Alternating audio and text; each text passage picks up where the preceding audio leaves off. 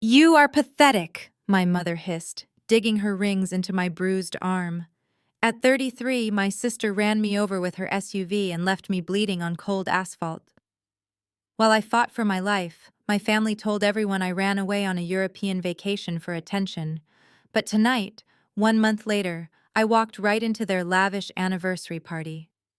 What happened next destroyed their high society facade forever. My name is Naomi, and I am 33 years old. I work as a risk management director, a job requiring me to see through lies and calculate consequences. Before I continue this story, let me know where you are watching from in the comments below. Hit like and subscribe if you have ever had to stand up to a toxic family that tried to bury your truth. The hotel ballroom was a sea of chandeliers. My parents, Patricia and Richard, were celebrating their 35th wedding anniversary. The room was packed with wealthy real estate investors and suburban socialites. A jazz band played a smooth melody while waiters circulated with champagne. It was the perfect illusion of a perfect family. I pushed open the double doors. My right hand gripped a metal cane. I stepped into the ballroom, dragging my right leg with a severe limp. I wore a simple black dress, but it was the jagged scar across my forehead that truly ruined their aesthetic. The saxophone player lowered his instrument, and the music ground to an awkward halt. Hundreds of eyes turned toward the entrance. Patricia spotted me. She was draped in a custom emerald gown, looking every bit the successful real estate mogul she pretended to be. The color drained from her face. It was not shock out of concern. It was pure panic over her public image. She sprinted across the floor. She did not pull me into a hug. She grabbed my upper arm, her manicured nails biting sharply into my skin right over a fading bruise. She tried to yank me backward into the hallway, pulling me out of sight. "What are you doing here?" Patricia hissed through a forced smile meant for the onlookers. "You disappeared to Europe for an entire month without a word, and now you show up looking like a homeless beggar to ruin my night? Get out!" I planted my cane firmly onto the marble floor, refusing to budge. "Europe, Mom?" I asked. "Is that the story you spun?" Richard hurried over next, his face flushed red.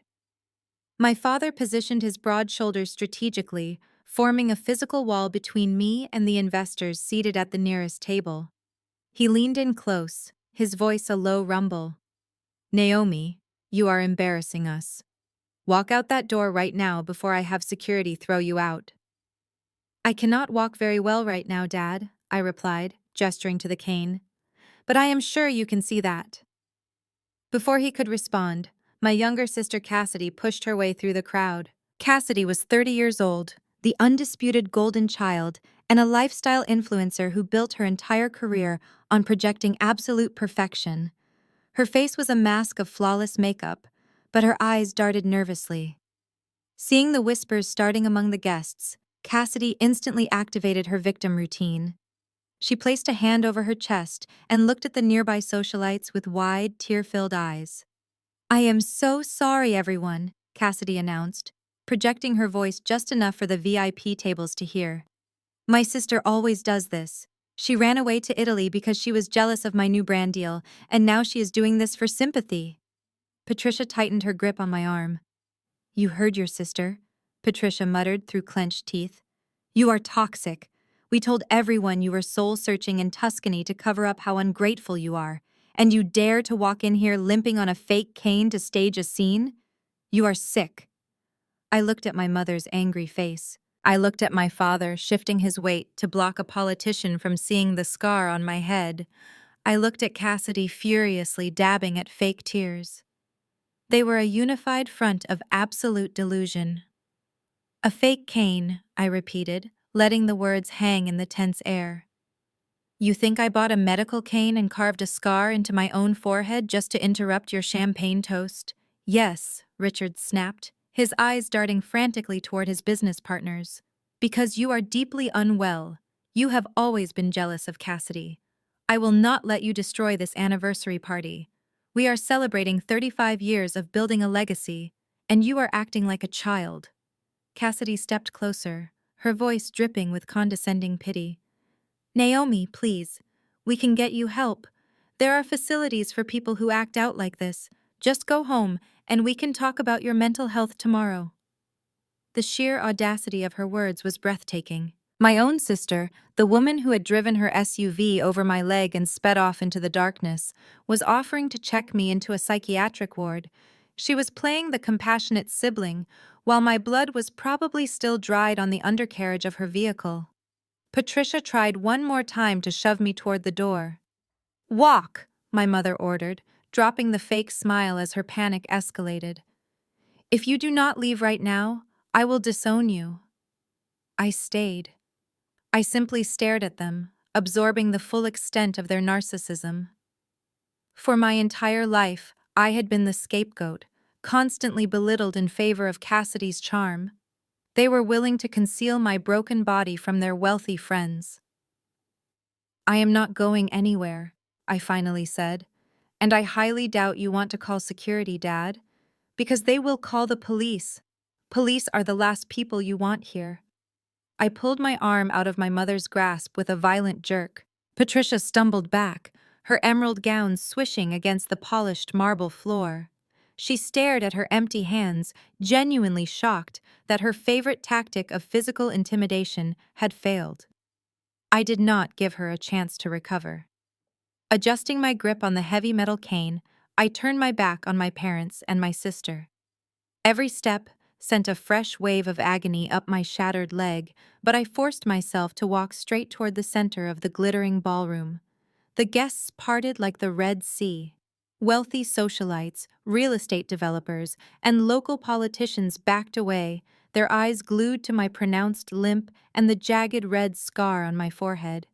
The silence in the room was absolute, broken only by the rhythmic, heavy thud of my cane hitting the floor. Thud, drag, thud, drag. I kept my eyes locked on my destination. The anniversary cake table stood right in the middle of the dance floor, displaying a massive, four-tier fondant masterpiece covered in edible gold leaf. It was surrounded by the VIP tables where my parents seated their most lucrative investors. I reached the table, my chest heaving from the brutal exertion. With my free hand, I unzipped the oversized leather tote bag hanging from my shoulder. I reached inside and pulled out a thick, heavy folder full of files. It was over 3 inches thick, bulging with paperwork, official hospital seals, surgical reports, and itemized billing statements. But it was the cover of the folder that drew the most attention. The stark white cardboard was smeared with several unmistakable, rusty brown stains. Dried blood. My blood from the night they cut my clothes off in the trauma bay. I lifted the folder high enough for the VIP tables to clearly see, then slammed it down right next to the anniversary cake. The heavy thud echoed across the silent ballroom. Several delicate champagne flutes rattled against their saucers. A few loose papers spilled out across the linen tablecloth, boldly displaying the red letterhead of the intensive care unit. I turned to face the crowd, projecting my voice so it carried to the very back of the room. "I was not backpacking in Milan, Mom," I announced, making sure my tone was loud, clear, and perfectly steady. "I was in a medically induced coma at Cedars-Sinai for 21 days. A collective gasp rippled through the ballroom. A woman at the nearest table covered her mouth with her manicured hand. A prominent commercial developer, a man I recognized as my father's biggest financial backer, leaned forward in his chair, staring at the blood-stained folder in absolute horror. The carefully curated atmosphere of the luxury anniversary party shattered in an instant. The truth was out, ugly and undeniable, sitting right next to their expensive gold leaf cake. For exactly 3 seconds, nobody breathed. Then, the frantic scramble for damage control began. Richard practically sprinted to the VIP table, forcing a booming, artificial laugh that sounded completely unhinged in the silent room. He clapped his hands together, stepping directly in front of the developer to block his view of the medical records scattered on the table. "Oh, Naomi," Richard chuckled, his voice dripping with aggressive, fake joviality. You always did have such a wild imagination. Ladies and gentlemen, please forgive my daughter. She is a frustrated writer, always trying out new dramatic monologues on us. She has a real flair for the theatrical. He turned to the developer, leaning down to speak in a conspiratorial, apologetic whisper that was still loud enough for me to hear. You know how it is with the younger generation today. They watch too many crime shows on television. She has been struggling with reality lately. We have been trying to get her the best psychiatric help money can buy. Patricia was right behind him, her face a mask of desperate maternal concern. She placed a hand on her chest, looking around at the horrified guests with wide, pleading eyes. "It breaks my heart to see her like this," Patricia said, her voice wavering with practiced emotion. "We sent her on that European vacation, hoping the fresh air and culture would clear her head. But clearly, her delusions have only gotten worse. Please, everyone, try to understand the pain of a mother watching her child lose touch with reality. We are dealing with a severe mental health crisis here." They were incredible. The speed and efficiency with which they constructed a new lie to cover the old one was almost impressive. If I were not the one standing there with a shattered leg, I might have believed them. They were trying to convince a room full of influential people that the dried blood on the folder was stage makeup, that the limp was a performance, and that my near-death experience was simply a psychiatric breakdown. Cassidy hurried over to the cake table, trying to snatch the folder before anyone else could read the bold print on the exposed documents. I slammed the tip of my metal cane directly onto the corner of the folder, pinning it to the tablecloth. Cassidy yanked her hand back, her eyes wide with genuine fear. "Leave it right there," I commanded, my voice dropping to a dangerous register. Cassidy looked at our parents for help, her flawless influencer facade completely melting away. She looked like a terrified child. But Patricia and Richard were too busy managing the investors to rescue her. Richard laughed again, waving his hands frantically at the jazz band on the stage. "Maestro, please keep the music going. Let us not let a little family drama ruin this beautiful celebration. We have 35 years of marriage to toast to tonight." The band leader looked terrified, but slowly raised his saxophone to his lips. A weak, disjointed melody floated into the air, doing absolutely nothing to ease the suffocating tension in the room. "Stop playing," I commanded. My voice did not require a microphone to cut through the dismal saxophone notes. The band leader immediately dropped his instrument, looking as if he wanted the floor to swallow him whole. The suffocating tension rushed right back into the empty space. I turned my attention back to my father. He was sweating now, the collar of his expensive tuxedo shirt suddenly looking very tight. "A psychiatric breakdown, Dad," I repeated, testing the words on my tongue. "That is a brilliant spin, it really is. You always knew how to sell a bad property. But the problem with spinning a story to a risk management director is that I do not deal in stories. I deal in liabilities, data, and irrefutable facts." I shifted my weight on my good leg, letting the metal cane support my shattered right side. I looked past my parents, locking my gaze directly onto my sister. Cassidy was standing perfectly still, her knuckles white, as she gripped a crystal champagne flute. She looked like a cornered animal wearing couture. "Let us talk about reality," I said, making sure every investor at the VIP table could hear me clearly. "Reality is what happened exactly 32 days ago at the intersection of Oak and Elm. It was raining. The streets were slick. I was walking home from the office late, crossing the street with the right-of-way. I took one agonizing step forward. The loud thud of my cane made Cassidy flinch. Reality is the sound of an engine revving instead of braking," I continued, my voice stripped of all emotion. It was a black Range Rover Sport. Not just any Range Rover, though. This one was customized. It had a highly specific aftermarket matte black vinyl wrap with tinted windows so dark they are technically illegal in this state. Patricia lunged forward again, her hands raised in a desperate pleading motion. "Naomi, stop this right now. You are making a fool of yourself. People are filming you." "I want them to film," I snapped back. I want every single camera in this room pointed right at us, because I want them to capture the exact moment my sister realizes she is not untouchable. I locked eyes with Cassidy again. Her chest was rising and falling in rapid, shallow breaths. The color had completely vanished from her lips. The Range Rover did not slow down, I told the silent crowd. It sped up. It hit me at exactly 47 miles per hour. The impact threw me onto the hood, and when I rolled off, the front right tire crushed my leg against the curb. The driver did not hit the brakes. They did not call for help. They accelerated and left me bleeding out in the gutter. Richard slammed his fist onto the nearest table. That is a tragedy, Naomi. But it is a police matter. It has absolutely nothing to do with your sister. You cannot just come in here and accuse her of something so horrific. I can, I interrupted, my voice slicing through his bluster like a scalpel. Because I do not rely on incompetent local police who mysteriously lose evidence when certain wealthy real estate brokers make a campaign donation. I do my own investigations. I reached out and tapped the blood-stained folder still resting on the table. You were very thorough, Cassidy, I said, addressing her directly now. You knew the city traffic camera at that specific intersection had been broken for 3 weeks.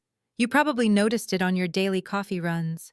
You thought you were in a blind spot. You thought nobody saw you run that red light. You thought nobody saw you leave me to die. Cassidy shook her head slowly. Her mouth opened, but no sound came out. But you forgot about the bank across the street, I said, lowering my voice to a lethal calm. The ATM outside has a high-definition security camera angled perfectly toward the intersection. It caught the whole thing in crisp resolution. It caught the matte black wrap. It caught the custom chrome grille. I took a deep breath, letting the anticipation build in the room. And it caught your custom vanity plates, I said. Cass Life. The crystal champagne flute slipped from her trembling fingers. It hit the marble floor and shattered into 100 glittering pieces. The sharp, explosive crash echoed through the silent ballroom like a gunshot. Nobody moved. Nobody offered to clean it up. Cassidy stared down at the broken glass, her entire body trembling violently. The flawless lifestyle influencer, the woman who spent her days curating the perfect aesthetic for millions of followers, was physically unraveling in front of her most elite audience. Her perfect posture collapsed. Her shoulders hunched forward, and she began to hyperventilate. Short, ragged gasps tore through her throat as panic consumed her. She looked wildly around the room, her eyes darting toward the exit doors, then toward the kitchens, then back to the exit. She was looking for an escape route, but there was a solid wall of shocked guests blocking every possible path. The wealthy socialites who had fawned over her just 10 minutes ago were now staring at her with undisguised horror. "Mom?" Cassidy gasped out, her voice a pathetic, high-pitched whine. "Mom, please make her stop." Patricia rushed to her golden child, wrapping her arms around the trembling shoulders of Cassidy. She glared at me with pure, unadulterated hatred. "You are a monster," Patricia hissed. "You fabricated a fake video to ruin your sister because you are bitter." "A fabricated video does not explain the massive physical damage to her luxury car," I replied effortlessly. I did not need to raise my voice. The truth did all the heavy lifting for me. I stood my ground, leaning heavily on my medical cane, watching the walls of their narcissistic fortress crumble into dust. This was my perfect victory. She was completely exposed and utterly finished today. Patricia violently stepped between me and my sister. She threw her arms out wide, acting as a human shield for her precious golden child. Her emerald dress swirled around her ankles as she squared her shoulders. The shock on her face was instantly replaced by a mask of fierce, calculating indignation. She was not going to let her 35 years of social climbing be destroyed by undeniable evidence. She was going to do what she always did. She was going to rewrite reality and expect everyone else to swallow it. "You are completely delusional," Patricia screamed. Her voice echoed off the crystal chandeliers, shrill and desperate. She pointed a trembling finger at my face. How dare you come into our anniversary celebration and spew these toxic, psychotic lies? Everyone in this room knows you have always been insanely jealous of your sister. You are fabricating this entire fantasy because your own life is a miserable failure. I did not flinch. I did not blink. I just stared at her, letting her exhaust her manufactured outrage. Cassidy was not anywhere near that intersection, Patricia declared, turning to address the VIP tables directly. She swept her hand through the air in a grand, theatrical gesture. Cassidy was at the Serenity Cove Wellness Retreat in Malibu that entire weekend. She was doing a digital detox. That is why she did not answer her phone. I have the receipts to prove it. I paid for the trip myself. A murmur ran through the crowd. A few of the investors looked relieved, eager to accept this neat, tidy alibi so they could go back to drinking their expensive champagne. Patricia smiled triumphantly, thinking she had just successfully extinguished the fire. She thought a simple lie could erase a broken femur, 3 fractured ribs, and a traumatic brain injury. She underestimated what I do for a living.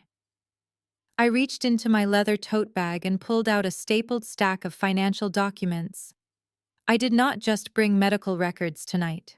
As a risk management director, I specialize in identifying fraud, tracking digital footprints, and building timelines that leave absolutely no room for interpretation. I held up a bank statement, highlighted in bright yellow marker. You paid the spa invoice at 11:45 p.m. using your corporate card, Mom, I said. My voice was calm, steady, and amplified by the sheer silence of the ballroom. Exactly 20 minutes after Cassidy called you in a panic from an industrial park, begging you to help hide her shattered front bumper. Patricia froze. Her hand hovered in midair. The triumphant smile slid right off her face, replaced by a look of profound terror. Let us drill down into the exact timestamps, I offered, stepping closer to her. I held up the first page of the document. The collision occurred at exactly 10:15 p.m. At 10:18 p.m., Cassidy's cell phone pinged off a cellular tower heading northbound on Interstate 95. She was driving at 80 miles per hour, fleeing the scene of a violent crime. I flipped to the next page. At 10:45 p.m., her phone pinged again. This time, it was stationary. The location data places her phone at the abandoned industrial park on the edge of the city limits, a perfect place to hide a damaged vehicle in the dark. I watched Richard take a step backward. The investors at the tables were leaning in, completely captivated by the forensic breakdown of the alibi. From 10:47 p.m. to 11:15 p.m., I continued, tapping the paper with my index finger. Cassidy made 9 frantic consecutive phone calls to your personal cell phone, Mom. 9 calls in less than 30 minutes. That is quite an active digital detox for someone allegedly meditating in a silent ashram in Malibu. Patricia opened her mouth to speak, but her vocal cords seemed to have paralyzed. She looked like she was suffocating under the weight of her own collapsing lies. At 11:25 p.m., I said, raising my voice to ensure the entire room caught every single detail, your cell phone pinged. You left the house. Your GPS data shows you driving directly to that exact same industrial park. You arrived at 11:40 p.m. You saw the blood on the hood. You saw the crushed grill. You saw your golden child facing vehicular manslaughter charges. And instead of calling an ambulance for your eldest daughter, who was bleeding out in a gutter, you pulled out your smartphone and opened your web browser. I dropped the bank statement onto the cake table, right next to my bloody medical files. At 11:45 p.m., your corporate American Express card was charged $4,000 for a last-minute, non-refundable weekend package at Serenity Cove, I stated. But here is the fatal flaw in your risk assessment, Mom. You booked it online. The IP address associated with that transaction did not originate from a computer in Malibu. It originated from your mobile device, connected to a local cellular network, pinging off the exact same industrial park tower as Cassidy's phone. Richard stepped forward, his face purple with rage. He tried to snatch the papers off the table. My card was compromised, Patricia shrieked, suddenly finding her voice. Someone stole my information. It is a coincidence. I laughed, a sharp, cold sound that cut through her pathetic defense. A stolen card that was used to book a retreat under Cassidy's legal name, with her dietary restrictions explicitly noted in the booking comments? A hacker who cares deeply about Cassidy's gluten allergy? That is a fascinating legal defense, Mom. Good luck presenting that to a grand jury. Let us not forget the tow truck, Dad, I said, turning my attention to him. I pulled one final sheet from my bag. At 11:55 p.m., a cash transaction of $500 was paid to an off-the-books towing service to move the Range Rover from the industrial park to a private auto body shop. A body shop owned by one of your commercial tenants. Do you want to explain why a vehicle allegedly parked at an airport for a Malibu trip needed to be towed in the dead of night? The ballroom was so quiet I could hear the ice melting in the water glasses. You bought her an alibi, I said, delivering the final crushing blow. You tried to buy your way out of a felony, but digital footprints do not lie. They do not care about your social standing. They do not care about your 35th anniversary party. They only record the truth. And the truth is that you are an accessory after the fact to an attempted murder. Patricia stumbled backward, her heel catching on the hem of her expensive gown. She bumped into the cake table, sending a tremor through the massive fondant structure. She looked at Richard, her eyes wide and pleading, begging him to fix it, begging him to spin a new story. But Richard was entirely out of words. He was staring at the highlighted bank statements, realizing that their entire empire of lies had just been dismantled by basic data analytics. Cassidy began to sob loudly behind her mother. It was not a pretty, influencer-style cry. It was the ugly, guttural sobbing of someone who realized they were going to prison. She sank to her knees right there in her designer dress, hiding her face in her hands. The sound of her weeping echoed through the room, a pathetic soundtrack to their total destruction. I leaned on my cane, feeling the dull ache in my shattered leg, but I also felt a profound, exhilarating sense of power. They had always treated me like I was stupid, like my career was a joke compared to their flashy real estate deals. But my career was built on finding the cracks in a foundation and exposing the rot underneath. I had just audited my own family, and they had failed spectacularly. Richard's face contorted into an ugly snarl. The polished, charismatic real estate broker vanished, replaced by a desperate, cornered man. He realized the data I had just laid out was impenetrable. The investors at the VIP tables were already pulling out their phones, likely texting their financial advisors to freeze any pending deals with my parents. Richard reached into his tuxedo jacket and pulled out his smartphone, his hands shaking so violently he almost dropped it on the marble floor. "I am calling security right now," Richard roared, his voice cracking with panic. "You are done, Naomi. I am having you arrested for criminal trespassing, harassment, and slander. You think you can march into a private event and spew these toxic lies to ruin our business? You are going to spend the night in a holding cell. We will sue you now. You will never work again." He jabbed his finger at the screen of his phone, holding it up like a weapon. The veins in his neck were bulging against his silk bow tie. Patricia grabbed his arm, her eyes wide with sudden terror, realizing that bringing law enforcement into a room with bloody medical files and undeniable digital evidence of an attempted cover-up was the worst possible move. I did not back away. I leaned forward on my cane, closing the distance between us. "Call them, Dad," I challenged, my voice echoing off the high ceiling. "Put the call on speakerphone. Let us get the police in here. But tell me, do you plan to pay off the responding officers tonight with a cashier's check or a wire transfer? Or are you going to use your commercial real estate accounts to hide the bribe, exactly like you did when Cassidy was 17? Cassidy let out a sharp, pathetic gasp from her spot on the floor. Richard froze, his thumb hovering right over the screen of his phone.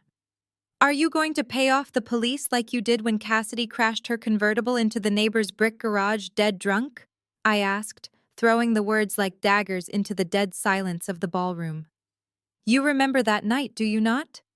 You dragged me out of bed at 2 in the morning, hauled me down to the police station, and forced me to tell the arresting officer that I was the one behind the wheel. You made me take the fall, a clean, sober 16-year-old with a perfect driving record, just so your precious golden child would not lose her spot as cheerleading captain and ruin her college admissions. A wave of shocked murmurs rolled through the crowd. An older woman at the nearest table gasped, covering her mouth as she stared at Patricia. Patricia stepped in front of Richard, her face completely drained of blood. "That is ancient history," Patricia hissed, her voice trembling. "You agreed to do that for the family. We compensated you for your trouble." "Compensated me?" I laughed, a harsh, grating sound. "You paid for my community college tuition while paying full out-of-state private university tuition for Cassidy.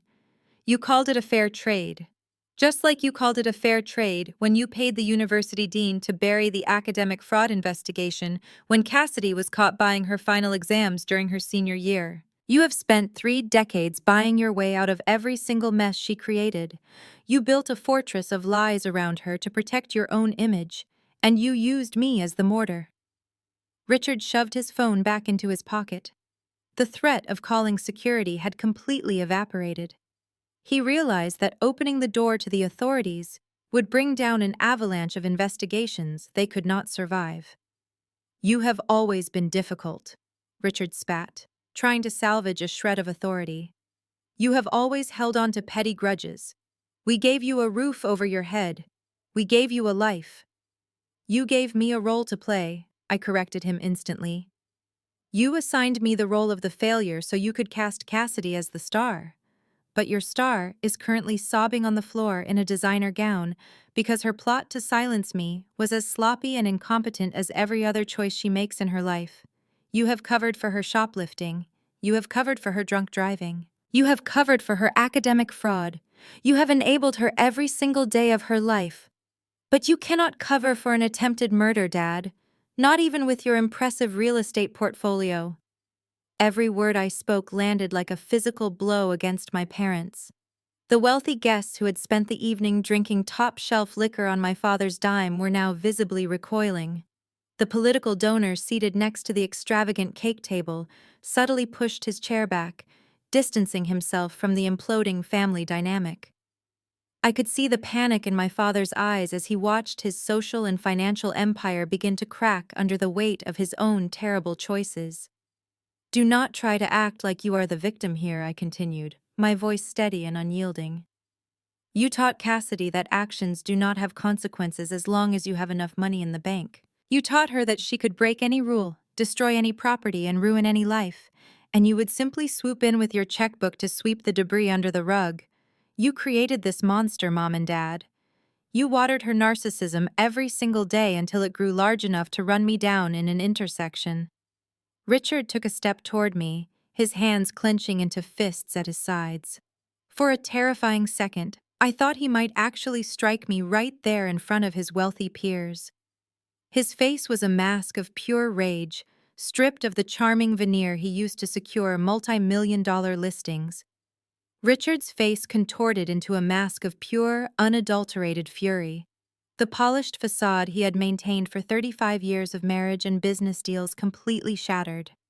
He realized I was not going to back down, and that the wealthy investors watching our family implode were never going to sign another contract with his brokerage. In a desperate, frantic motion, he reached back into his tuxedo jacket and yanked his smartphone out again.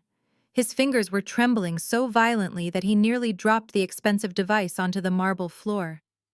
"I am calling 911 right now," Richard roared, his voice cracking with hysteria as he waved the phone in the air. He turned his back on me and addressed the horrified crowd of socialites and politicians.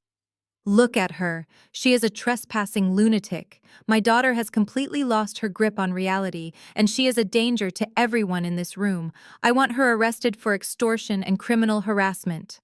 Patricia joined the chaotic chorus, shrieking at the hotel catering staff who were frozen against the walls. "Get security in here immediately," my mother commanded, her voice shrill and desperate. "Remove this deranged woman from our anniversary celebration." I did not move a single muscle. I kept my weight firmly planted on my medical cane, feeling the cold metal ground me against the chaos. I watched my father punch the first two digits into his keypad. He was breathing heavily, his chest heaving under his tailored shirt, absolutely convinced that involving the authorities would somehow save his reputation. He believed he could talk his way out of anything. He believed his wealth and status would shield him from the truth, sitting right there on the cake table. Before his thumb could press the final digit to connect the call, the heavy oak double doors of the grand ballroom swung open with a resounding, thunderous crash. The sheer force of the doors hitting the wall stoppers echoed through the cavernous space like a gunshot. Richard froze, his thumb hovering over his screen. Patricia gasped and clutched her pearl necklace. Every single guest in the room turned their heads toward the entrance simultaneously. DeAndre stepped over the threshold. At 35 years old, my brother-in-law was a man who commanded absolute respect before he even uttered a single word. As a highly successful federal prosecutor, DeAndre possessed an intimidating, unyielding presence that dominated any room he entered. He was a tall, striking African-American man, impeccably dressed in a tailored, dark charcoal suit that fit his broad shoulders perfectly. His posture was rigid, his expression carved from stone, and his dark eyes swept across the silent ballroom with the cold, calculating gaze of a predator assessing a crime scene. He did not come alone. Flanking DeAndre on either side were two broad-shouldered individuals wearing unremarkable business casual attire. But the way they stood, hands resting casually near their waistbands and the gold shields clipped conspicuously to their leather belts, identified them instantly. They were plainclothes detectives. The atmosphere in this ballroom instantly plummeted from scandalous high society gossip to palpable, suffocating legal terror. The wealthy investors seated at the VIP tables recognized the distinct, unyielding posture of law enforcement immediately. Men in expensive tuxedos subtly pushed their chairs back, attempting to distance themselves from my parents. Women clutched their designer evening bags, holding their breath. The absolute silence that fell over the room was deafening. Even the terrified jazz band members in the corner quietly began packing their brass instruments back into their velvet-lined cases, wanting absolutely no part of whatever was about to happen. DeAndre began to walk down the center aisle of the ballroom. His leather dress shoes clicked rhythmically against the polished marble floor, each step deliberate and heavy with authority. The two detectives followed closely behind him in perfect unison. The sea of wealthy guests parted frantically to let them through, leaving a wide, empty path leading directly to the anniversary cake table where my parents, my sister, and I stood. Richard slowly lowered his smartphone, the screen going completely dark in his shaking hand. His mouth hung slightly open, utterly unable to comprehend why his powerful, highly respected son-in-law was marching toward him with police escorts. Patricia grabbed her husband's arm, her perfectly manicured fingernails digging deep into the expensive fabric of his tuxedo jacket as she stared at the approaching men in mute, paralyzed horror. Cassidy, who was still kneeling on the floor amidst the shattered remains of her crystal champagne flute, looked up through her tangled blonde hair. She saw her husband striding toward the conflict. For a fraction of a second, her tear-stained face registered pure panic. Then, a calculating, manipulative light sparked in her eyes. She saw DeAndre not as an agent of the law, but as her ultimate lifeline. She believed her handsome, powerful husband was her personal shield against the consequences of her actions. Cassidy scrambled to her feet, ignoring the shards of broken glass that caught on the hem of her ruined couture gown.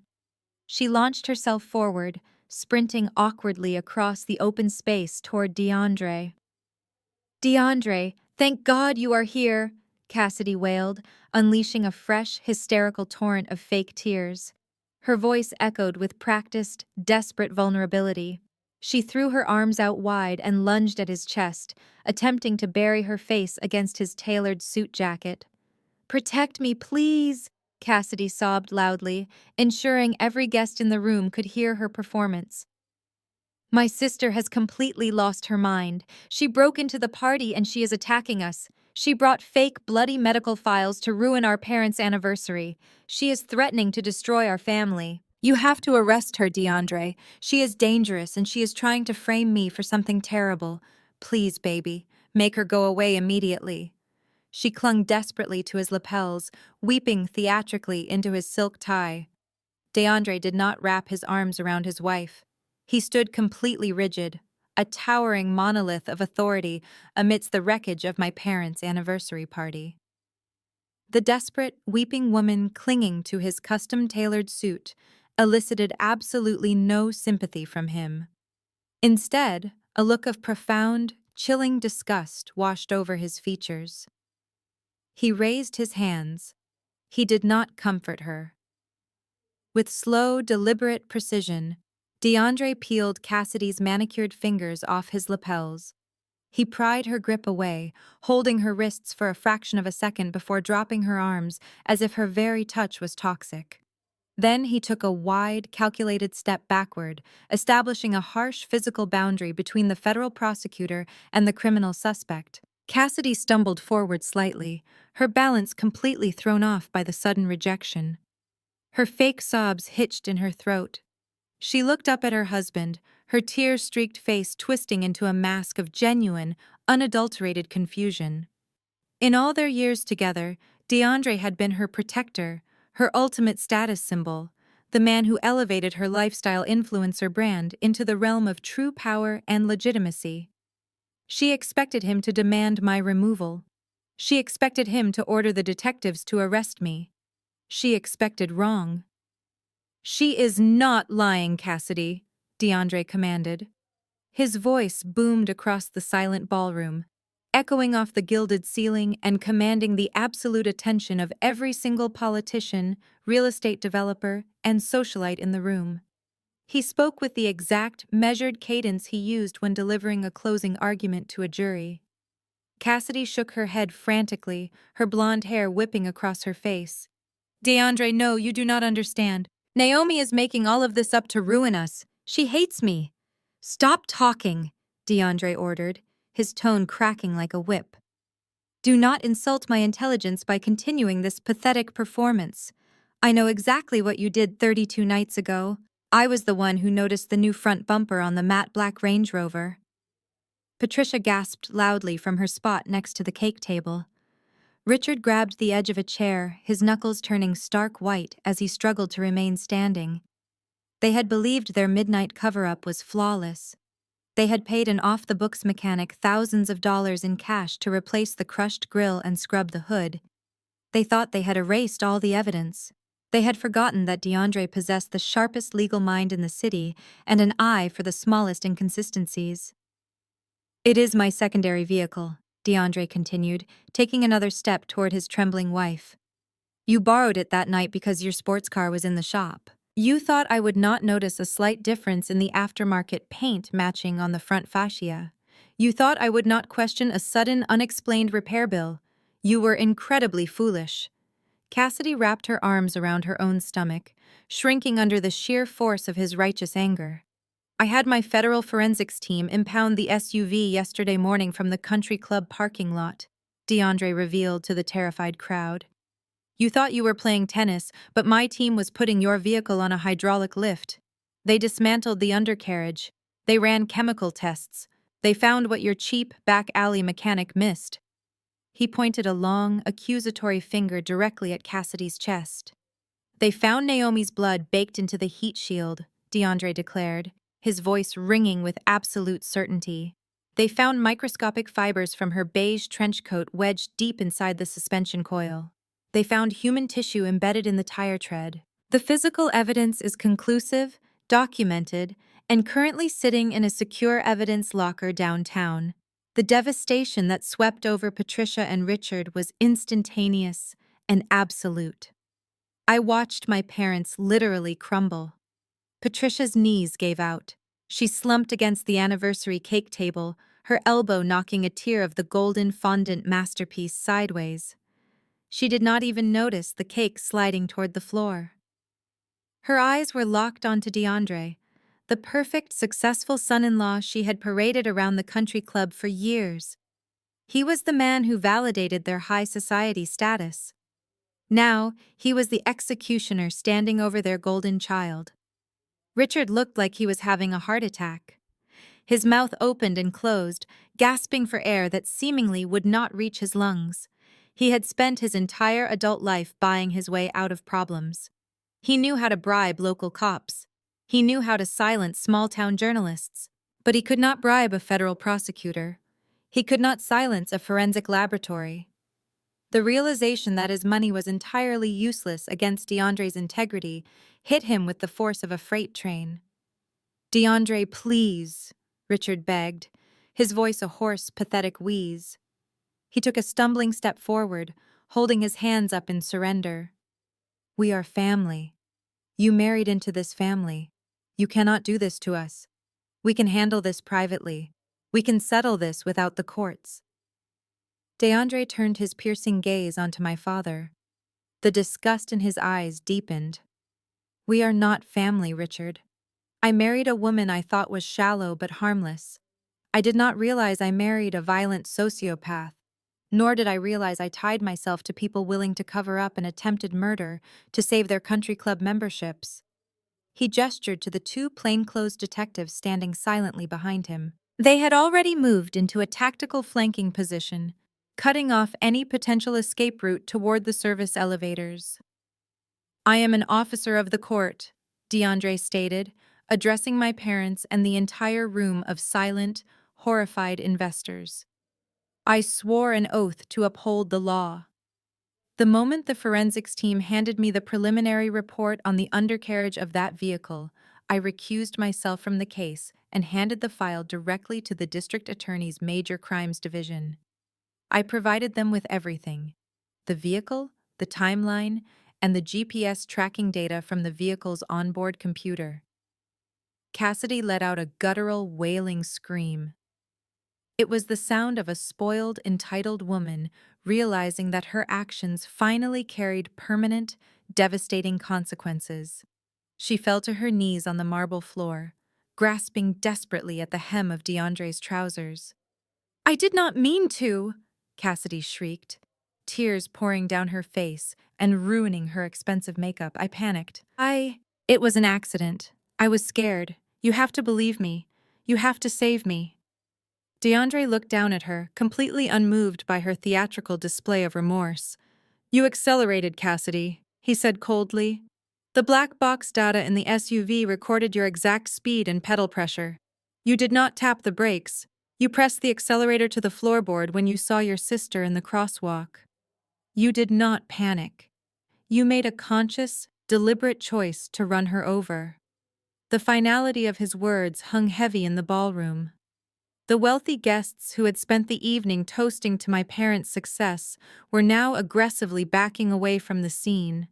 The investors knew that anyone tied to this family was about to be dragged into a massive, highly publicized criminal scandal.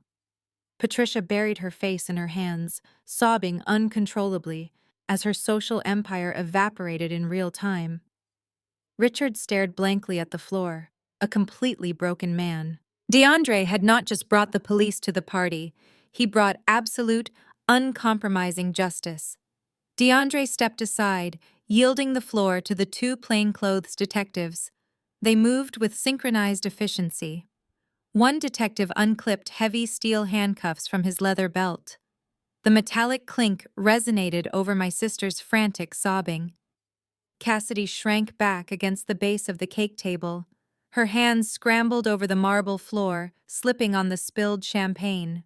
The perfect influencer was now crawling backward through a puddle of her own making. "Stand up," the detective commanded, holding zero sympathy. "Put your hands behind your back." "I am not going anywhere," Cassidy shrieked. Her shrill voice made the nearest guests wince. She looked wildly at the crowd, searching the faces of the politicians and socialites she had spent years networking with. "You cannot let them do this to me. I am a good person. Please, tell them I am good." Nobody said a word. The politicians turned their backs, pulling out smartphones to record the spectacle. The second detective grabbed Cassidy by her upper arm. With a swift motion, she hauled my sister to her feet. Cassidy thrashed wildly, kicking her designer heels against the detective's shins. The resistance only made the officers move faster. Brianna Cassidy, the taller detective, projected his voice over her screams, pulling her arms behind her back. You are under arrest for felony hit and run causing severe bodily injury and attempted manslaughter. No, no, Cassidy wailed. The steel handcuffs snapped shut around her slender wrists with a vicious click. It was accountability catching up to 30 years of entitlement. You have the wrong person. It was an accident. Mommy, help me. You have the right to remain silent, the female detective continued, reciting the Miranda rights.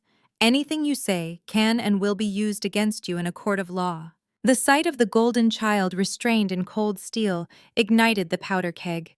Patricia unleashed an animalistic scream. The calculated real estate broker completely vanished.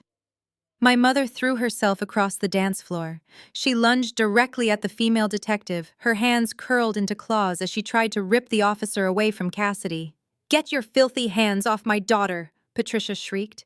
She grabbed the detective by the shoulder, yanking her jacket with surprising force. "Let her go right now. Do you have any idea who we are? We pay your salaries. You work for us. I will have your badges for this." The female detective did not flinch. She shifted her weight, breaking Patricia's manicured grip, and pushed my mother back with a firm palm against her collarbone. "Step back immediately, ma'am," the detective warned, her hand dropping to the taser on her belt. Patricia refused to listen. She was completely unhinged, blinded by the total collapse of her flawless parental narrative. She lunged again, trying to grab the handcuffs securing Cassidy's wrists. "You cannot take her!"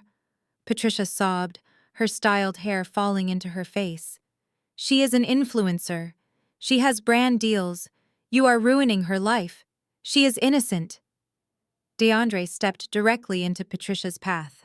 He used his large frame to create an impenetrable barricade between his hysterical mother-in-law and the arresting officers. He looked down at Patricia with a cold gaze. "Back away right now, Patricia," DeAndre ordered. His voice carried the weight of federal authority. "You are assaulting a sworn officer of the law. If you touch that detective one more time, you will be arrested for interfering with an active federal investigation. You will be placed in handcuffs right next to your daughter, and I will ensure the district attorney throws the book at you." Patricia gasped, stumbling backward. She looked at Richard, silently begging him to use his money to fix the situation. But Richard was entirely useless. He was leaning against a cocktail table, his face buried in his hands, paralyzed by the sheer magnitude of the public scandal unfolding in front of his most important financial backers. He knew his real estate empire was burning to the ground with every second Cassidy spent in handcuffs. "You have the right to an attorney," the taller detective finished reading the rights, completely ignoring Patricia's meltdown. "If you cannot afford an attorney, one will be provided for you. Do you understand the rights I have just read to you?" Cassidy did not answer. She was hyperventilating, her chest heaving as she stared down at the heavy steel chains binding her wrists behind her back. The straps of her couture dress had slipped off her shoulders during the struggle, leaving her looking disheveled, pathetic, and entirely broken. Her mascara ran down her cheeks in thick, dark streaks, staining the expensive fabric of her bodice. "Let us go," the female detective said, grabbing Cassidy by the elbow and marching her forward. The perp walk began. It was the most brutal, humiliating procession I had ever witnessed. The detectives paraded my sobbing sister straight through the center of the ballroom. The wealthy guests did not look away. Instead, a sea of glowing smartphones rose into the air, capturing every single second of Cassidy's destruction from every possible angle. Camera flashes illuminated her tear-streaked face like strobe lights. The influencer who lived for social media attention was now receiving the most devastating viral exposure of her entire life. Cassidy begged the crowd as she was dragged past their tables. "Please stop filming," she choked out between violent sobs. "Please, I am a good person. You all know me. Tell them I am good. Nobody answered her desperate, pathetic pleas. The only sounds were the clicking of camera shutters and the heavy footsteps of the detectives leading her toward the exit doors. I stood by the anniversary cake table, resting my weight on my medical cane, and watched her go. I felt absolutely no pity. I felt no sorrow. I watched the golden child being hauled away to a cold, concrete cell, and for the first time in 33 years, I finally felt completely safe. The heavy oak doors swung shut, cutting off the final desperate wail of my sister as the detectives marched her down the hotel corridor. Inside the ballroom, the silence was instantly replaced by a tidal wave of furious, panicked whispering. The elite friends, business partners, and high society benefactors who had gathered to celebrate my parents were now frantically conversing behind raised hands. Their eyes darted between the blood-stained medical files on the cake table and my father, who was still slumped against a cocktail table. I watched the wealthiest real estate developers in the state physically distance themselves from our family. They were calculating their own exposure. They were wondering how much of this scandal would bleed onto their own reputations. Richard pushed himself off the cocktail table. His face was slick with cold sweat. He stumbled toward me, ignoring the disgusted glares of his top investors. His custom tuxedo looked crumpled, the expensive fabric no longer capable of hiding the broken, desperate man beneath it. He stopped a few feet away from my cane, raising his shaking hands in a gesture of absolute surrender. "Naomi, please," Richard begged, his voice dropping to a frantic, breathless whisper. "You have to call them off. You have to tell DeAndre to stop this right now. Tell the police you made a mistake. Tell them it was dark and you could not see the driver clearly. Tell them someone stole her car. We can hire the best defense attorneys in the country, but you have to recant your statement. If she goes to a federal holding facility, she will not survive. You know how fragile she is. Please, Naomi. You are my daughter. You have the power to fix this. Fix this for your family." I stared at the man who had enabled my abuse for 3 decades. He was not begging for my sister to be saved. He was begging for his own survival. He knew that a criminal trial would bring a massive microscope to his entire life. "Fix this," I repeated, letting the absurdity of his demand echo across the room. "You want me to perjure myself to save the woman who crushed my femur and left me bleeding in a gutter? You want me to lie to federal investigators to protect the golden child who tried to erase my existence?" I leaned forward on my cane, closing the distance between us. My voice was no longer a shout. It was a low, lethal hum that commanded the attention of every single guest remaining in the ballroom. "But you are all missing the most important question of the night," I said, turning my gaze away from my father and sweeping it across the room of captive investors. Everyone here saw my sister shatter her champagne glass. Everyone saw her beg for mercy. You all know she was behind the wheel. But has anyone stopped to ask why she did it? The whispering abruptly ceased.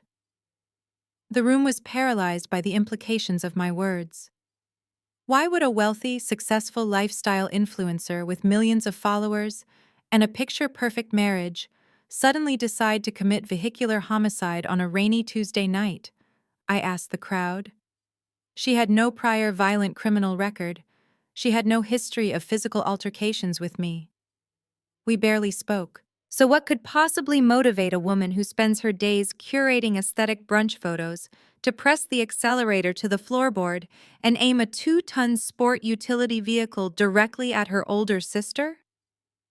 Patricia let out a strangled, terrified gasp from her spot near the cake table. She knew. I could see it in her eyes. The maternal panic had completely vanished, replaced by the sheer, unadulterated terror of a criminal who knows the vault has just been breached. I reached into the pocket of my black dress. I did not pull out another medical bill. I did not pull out a police report. I pulled out a small, encrypted titanium USB drive. I held it up between my thumb and index finger, letting the bright light of the chandeliers catch the metallic surface. "This is the answer," I announced, my voice ringing with undeniable authority. I was not just walking randomly that night. I was walking home from my office. I had spent 6 grueling hours executing a deep forensic audit of your entire commercial real estate brokerage.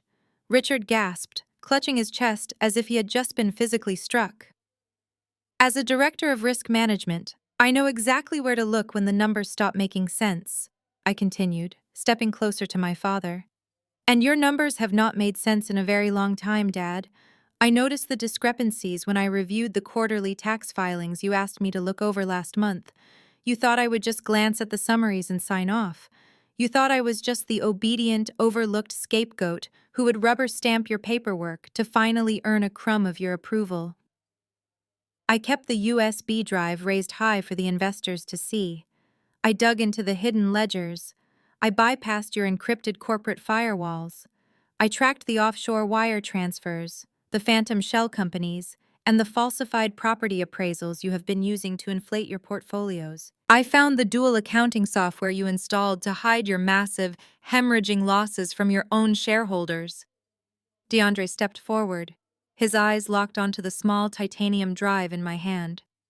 His posture shifted from the role of a betrayed husband to the sharp, calculating stance of a federal prosecutor smelling blood in the water. You did not just have a bad quarter, Dad, I stated, driving the final nail into his coffin.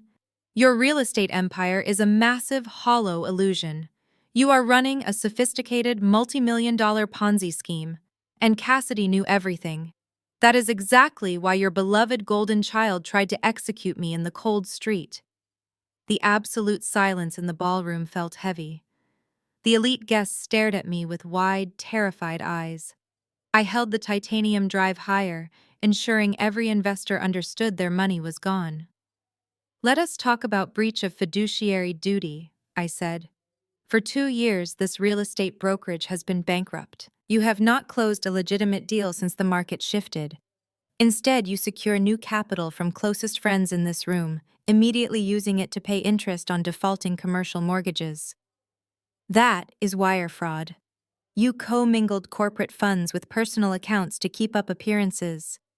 You paid for country club memberships, leased vehicles, and this ridiculous anniversary party using stolen investor capital. A political donor stood up, his face pale. Richard, he demanded, his voice shaking. Is she telling the truth? Where is our money? Richard backed away, sweat pouring down his forehead. Patricia clamped hands over her ears, shaking her head frantically to block out her financial ruin. Stealing from investors was not enough, I continued, turning to the golden child sobbing in handcuffs. An influencer needs luxury vacations to keep followers engaged. Cassidy was drowning in undisclosed debt, maxing out 7 credit cards. Her brand deals dried up months ago. Her public persona was a catastrophic lie. I stepped toward Cassidy. You were about to face public bankruptcy, I said. You were terrified your friends, sponsors, and husband would find out you were completely broke. You went crying to Mom and Dad. You begged them to bail you out, like they bailed you out of every other mess. But the brokerage accounts were empty. The credit lines were frozen. They had no cash left. I paused, letting the reality of their greed settle. I shifted my gaze to Patricia. My mother looked like a cornered rat. Her eyes darted wildly, searching for any possible escape. That is when you committed embezzlement, I declared. You realized you had one last untapped asset, the irrevocable trust fund my grandfather left exclusively to me. $1.5 million, sitting safely in a high-yield account. Patricia gasped. You were trustees until I turned 35, I explained. You had a legal obligation to protect that money. Instead, you engaged in fraud. You forged my signature on authorization forms. Over 18 months, you systematically drained my grandfather's trust fund to zero. You used my inheritance to pay off Cassidy's debts and keep your fraudulent firm afloat. You took everything from me to sustain the golden child. We were just borrowing it, Patricia shrieked. Her voice was shrill, desperate, and devoid of remorse. We were going to put it back. The market was just experiencing a downturn. We are a family. Family helps family during hard times. You did not even need that money right now. You live a simple life. Cassidy has an image to maintain. Her audacity made a few guests gasp in disgust. She was openly admitting to federal crimes while simultaneously trying to guilt-trip the victim. Stealing $1.5 million through forged banking documents is not borrowing, I corrected her coldly. It is grand larceny. It is identity theft. It is a severe violation of federal banking regulations. DeAndre stepped forward, seamlessly integrating his authority into my financial execution. His presence reminded the room that this was not just a family squabble. This was a criminal proceeding. Naomi brought her findings to my office directly from her hospital bed, DeAndre announced to the room. His deep voice carried absolute legal weight. She provided my team with the complete forensic audit, the forged transfer authorizations, and the routing numbers for the offshore shell companies you used to wash the stolen funds. As a federal prosecutor, I am obligated to report major financial crimes. I immediately handed the entire dossier over to the Internal Revenue Service. DeAndre looked directly at Richard, who was now clutching the edge of a chair to keep himself upright. The IRS Criminal Investigation Division has been tracking your accounts for 3 days, DeAndre stated. They are fully aware of the wire fraud, the tax evasion, and the embezzlement. Your corporate assets are currently being frozen. Your passports will be flagged by tomorrow morning. There is no escaping this, Richard. You stole from your own daughter to fund a Ponzi scheme, and you are going to face federal indictment. Cassidy let out another agonizing wail from the floor. She realized that her parents could no longer save her. Their money was gone. Their power was gone. The fake empire they had built together was burning to the ground, and I was the one holding the match. You found out about the audit, I said, bringing the focus back to the night of the crash. You realized I had requested the original trust documents from the bank. You knew I was going to discover the empty accounts. I called you that Tuesday evening, Cassidy. I told you I knew about the missing funds and the forged signatures. I gave you a choice. Confess to DeAndre and turn yourselves in, or I would go to the authorities myself. I leaned on my cane, standing over my ruined sister. You panicked, I said, my tone devoid of any pity. You realized your perfect life was over. If DeAndre found out you were a fraud who stole from your own sister, he would divorce you. If the public found out, your influencer career would be dead. You decided that the only way to keep your secrets buried was to bury me. You tracked my phone location using the family sharing app. You waited in the dark intersection with your matte black Range Rover. You saw me step into the crosswalk, and you hit the gas. You tried to murder me for $1.5 million. The ballroom was dead silent. The jazz band had fled. The catering staff stood frozen. The elite guests looked at my family like they were monsters. I stripped away their masks. I watched Cassidy writhe on the floor, the cold steel of the handcuffs dug into her wrists. She was no longer the untouchable lifestyle influencer posing for the cameras. She was a broken, terrified woman who finally understood that her glamorous life was over. Federal prison was waiting for her, and the sheer terror of that reality was suffocating her right in front of my eyes. I want everyone to know exactly how it happened, I said, my voice echoing in the vast, silent ballroom. I want you all to hear the exact timeline of an attempted murder. I took a step closer to my sister, leaning heavily on my medical cane. The metal tip struck the marble floor like a judge striking a gavel. It was Tuesday evening, I began, painting the picture for the horrified guests. I was sitting alone in my office.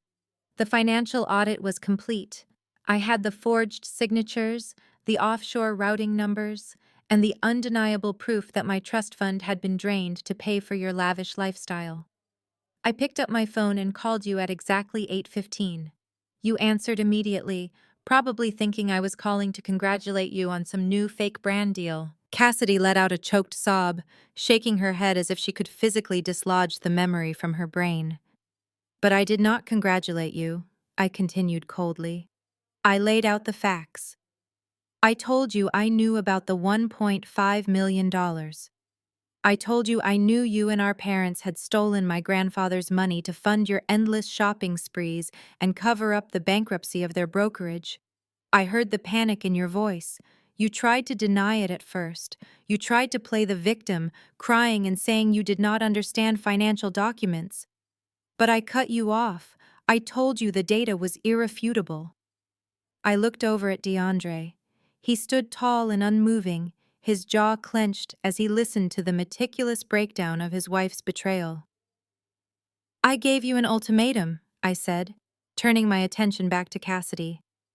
I told you that you had exactly 24 hours to come clean. You had 24 hours to sit down with DeAndre, confess to the embezzlement, and turn yourself in to the authorities. If you did not comply, I promised I would walk straight into the FBI field office the next morning and hand them the entire unredacted audit. Patricia let out a ragged gasp from her spot near the ruined anniversary cake. You gave her 24 hours, Patricia whispered, horror dawning on her face.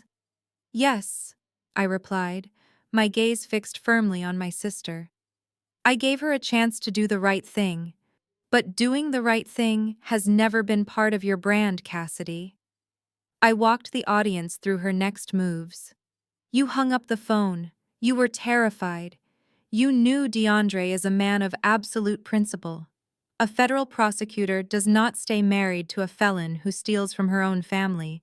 You knew he would divorce you, freeze your assets, and likely prosecute you himself. Your entire fake empire was about to collapse. So you did what you always do when you are stressed. You started drinking. Cassidy squeezed her eyes shut, crying so hard she was practically choking on her own saliva. The guests watched her in absolute disgust. You poured yourself glass after glass of expensive tequila, I said, detailing the reckless downward spiral. The alcohol mixed with your panic. You realized that if I made it to the FBI building the next morning, your life was over. The shopping, the status, the high society parties, all of it would be replaced by a concrete cell. In your drunken, narcissistic mind, you calculated the risks, and you came to a horrifying conclusion. I paused, letting the silence amplify the weight of my next words. You decided that dead sisters cannot testify, I declared. A collective shudder went through the VIP tables. The sheer malice of the motive was incomprehensible to them, but perfectly aligned with the monster my parents had raised. You opened the family location sharing app on your smartphone, I continued, my voice steady despite the adrenaline surging through my veins. The same app Mom insisted we all install years ago for safety. You tracked my phone. You saw that I was still at my office building downtown. You knew I preferred to walk home when I worked late to clear my head. You grabbed your keys, stumbled out to your driveway, and climbed into the driver's seat of the matte black Range Rover. DeAndre crossed his arms over his broad chest. His expression was a storm of righteous fury. He was piecing together the timeline of his wife's absence that night, verifying every word I said against his own memories. It was raining heavily, I told the crowd, bringing them directly into the cold, wet night. The streets were slick, and visibility was terrible. You parked your massive SUV in a dark alley near the intersection of Oak and Elm. You turned off your headlights. You sat there in the dark, gripping the steering wheel, your blood alcohol levels soaring, waiting for your target to appear. Cassidy collapsed fully onto her side, her handcuffed wrists pinned awkwardly behind her back. She wailed, a high, piercing sound of pure defeat. Please, she begged, thrashing weakly against the marble floor. Please stop saying it out loud. I will never stop saying it, I fired back, my voice turning to ice. You waited for me. You watched me step off the curb into the crosswalk. I had the walk signal. I was wearing a bright beige trench coat. You knew exactly who I was. You did not hesitate. You flicked on your high beams, blinding me in the rain, and you slammed your foot down on the accelerator. I let the visual sink in. The heavy metal cane in my hand felt like the only thing keeping me tethered to the present moment. You felt the impact, Cassidy. I continued relentlessly. You felt my body shatter the front grille of your luxury vehicle. You felt the tires crush my femur against the wet asphalt. You heard me scream. And instead of stopping to call an ambulance for the sister you grew up with, you gripped the wheel tighter and sped away. You left me to drown in my own blood while you drove to an industrial park to call Mommy and Daddy for a cover-up. Cassidy sobbed so violently she began to dry heave. She curled her knees to her chest, a pathetic, broken shell of a human being. The reality of her actions was suffocating her. She was not just an influencer caught in a scandal. She was an attempted murderer who had just been publicly dissected by her surviving victim. She looked up at DeAndre, her mascara-stained eyes pleading for a miracle that would never come. She realized with absolute certainty that she was going to federal prison and she was going to be there for a very long time. I stared down at her, feeling a profound sense of closure. "You thought you silenced me that night," I told my sister. "You thought you buried the audit, the embezzlement, and the fraud under the tires of your car, but all you did was give me the time I needed in that hospital bed to meticulously plan your absolute destruction. I survived the impact, Cassidy, and I brought the receipts." The silence in the ballroom shattered, not by a gasp of sympathy, but by the ugly, visceral sound of self-preservation. My parents had spent 30 years cultivating the myth of the perfect family. They had sacrificed my childhood, my sanity, and nearly my life to protect their golden child. But the moment I mentioned the Federal Bureau of Investigation, the moment DeAndre confirmed the Internal Revenue Service was freezing their accounts, the illusion disintegrated. Narcissism has no loyalty. When the ship goes down, rats do not hold hands. They eat each other. Richard scrambled backward, physically distancing himself from the sobbing heap of couture and handcuffs that used to be his favorite daughter. The protective father routine evaporated. His eyes were wide, frantic, darting between DeAndre, the plainclothes detectives, and the exit doors. He raised his hands, shaking his head violently. "It was her idea," Richard screamed, his voice cracking with panicked desperation. He pointed a trembling finger directly at Cassidy. "She stole the money. We had absolutely nothing to do with this." Cassidy jerked her head up from the marble floor, her tear-streaked face twisted in sheer disbelief. "Dad?" she choked out, her voice a raspy whisper. "Do not call me that," Richard roared, stepping even further away. "I did not tell you to steal from your sister. You came to us crying about your credit card debt. You begged us to fix your influencer mess.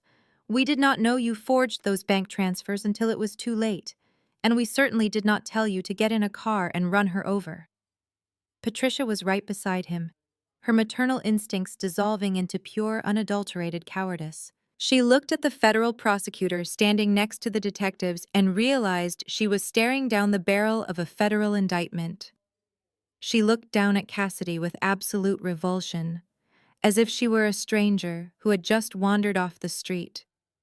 "You are sick!" Patricia shrieked at her handcuffed daughter. "You are deeply, fundamentally unwell. Richard and I are respected real estate brokers. We spent 35 years building a spotless reputation in this community. We would never condone violence. We would never condone embezzlement. You acted entirely on your own, Cassidy. You let your shopping addiction destroy your mind." Patricia turned to DeAndre, clasping her hands together in a pathetic begging motion. "DeAndre, you have to believe us. We are victims here too. She manipulated us. She lied to us about the car. She told us she hit a deer on the highway. We had no idea she hit Naomi.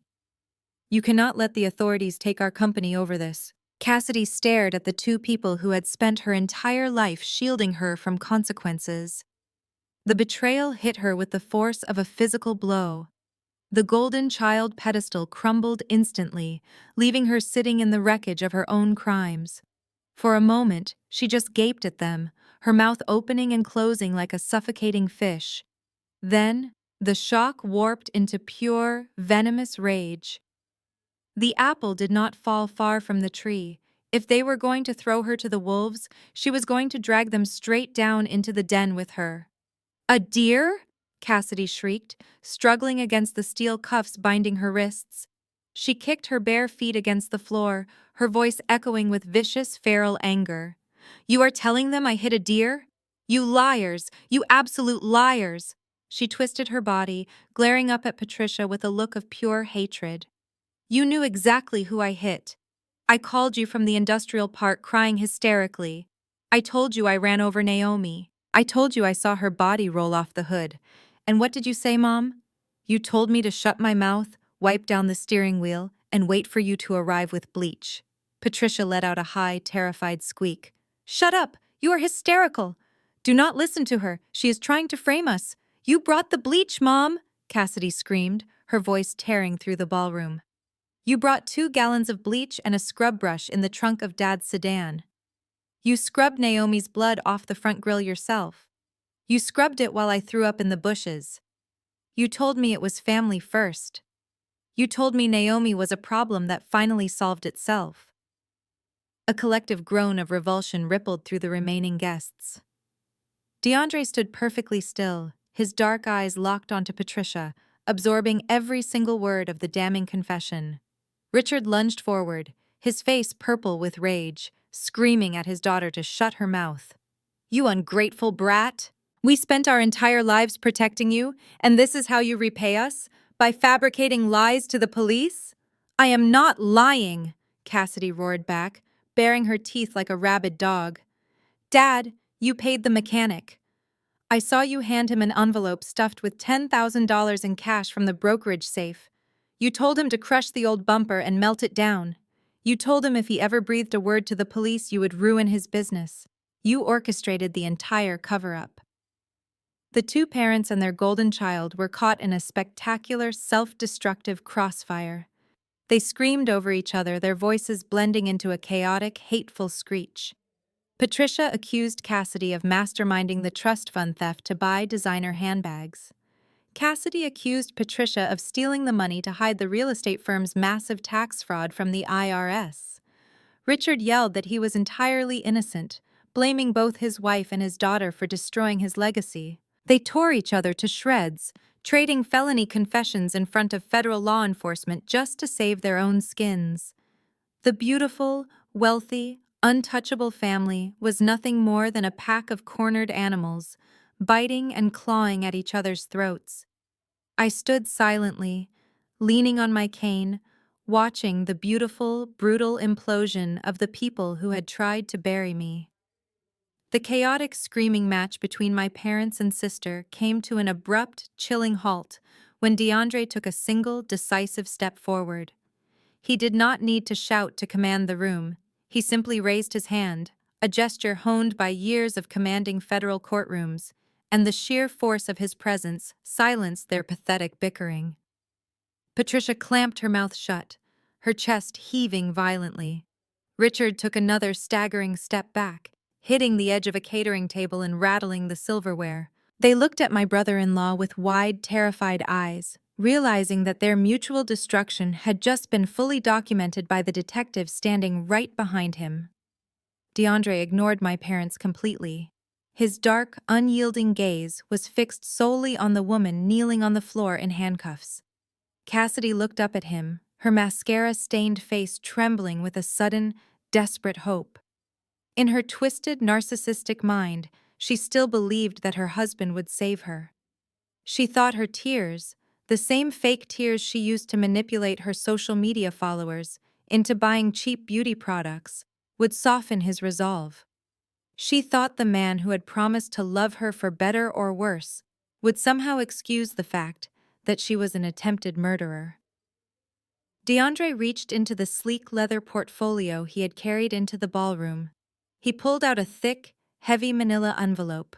The stark brown paper looked entirely out of place against the backdrop of the luxurious anniversary party, but it carried more weight than anything else in the room. He held the envelope by the corner, his expression devoid of any affection, any pity, or any hesitation. He looked at his wife as if he were staring at a convicted felon sitting at the defense table. I tried to have my process server deliver this to you this morning, DeAndre said. His voice was a low, resonant baritone that cut through the stale air of the ballroom. But since you were completely unreachable while getting a 4-hour chemical peel at the salon, preparing to look your absolute best for a party while your sister recovered from the catastrophic injuries you inflicted, I decided to deliver these to you myself. I am officially serving you right now. Cassidy stared at the manila envelope as if it were a venomous snake. She shook her head frantically, her blonde hair clinging to her wet cheeks. No, DeAndre, please do not do this. What is that? We can fix this. We can go to counseling. I will do whatever you want. I promise I will be better. DeAndre dropped the heavy envelope directly onto the floor, letting it land right next to her handcuffed wrists. The flap opened slightly, revealing thick stacks of legal filings bearing the seal of the family court. It is a formal petition for divorce, he stated, his words landing like physical blows against her fragile ego. And it includes a federal court order for a complete and total asset freeze. Your credit cards have been canceled. Your bank accounts are locked tight. You have absolutely zero access to my money, my properties, or my investments. Cassidy gasped, a sharp, ragged intake of air that sounded like she was suffocating. She tried to reach for the envelope, but the steel chains binding her hands behind her back made the movement impossible. She collapsed forward, her wet cheek pressing against the cold marble floor. You thought I would not check our joint accounts? DeAndre continued, his voice dripping with absolute clinical disgust. You thought I was too busy preparing for trial to notice the massive, unexplained withdrawals. I found out you stole $200,000 from our marital funds over the last 3 weeks. You drained our savings to pay your parents' fixers. You used my hard-earned money to pay off the mechanic who crushed your bumper and the tow truck driver who moved your vehicle in the dead of night. You used a federal prosecutor's money to fund a criminal cover-up. I watched Cassidy shrink into herself, her entire body shaking with violent, uncontrollable sobs. The arrogant, untouchable golden child was completely gone.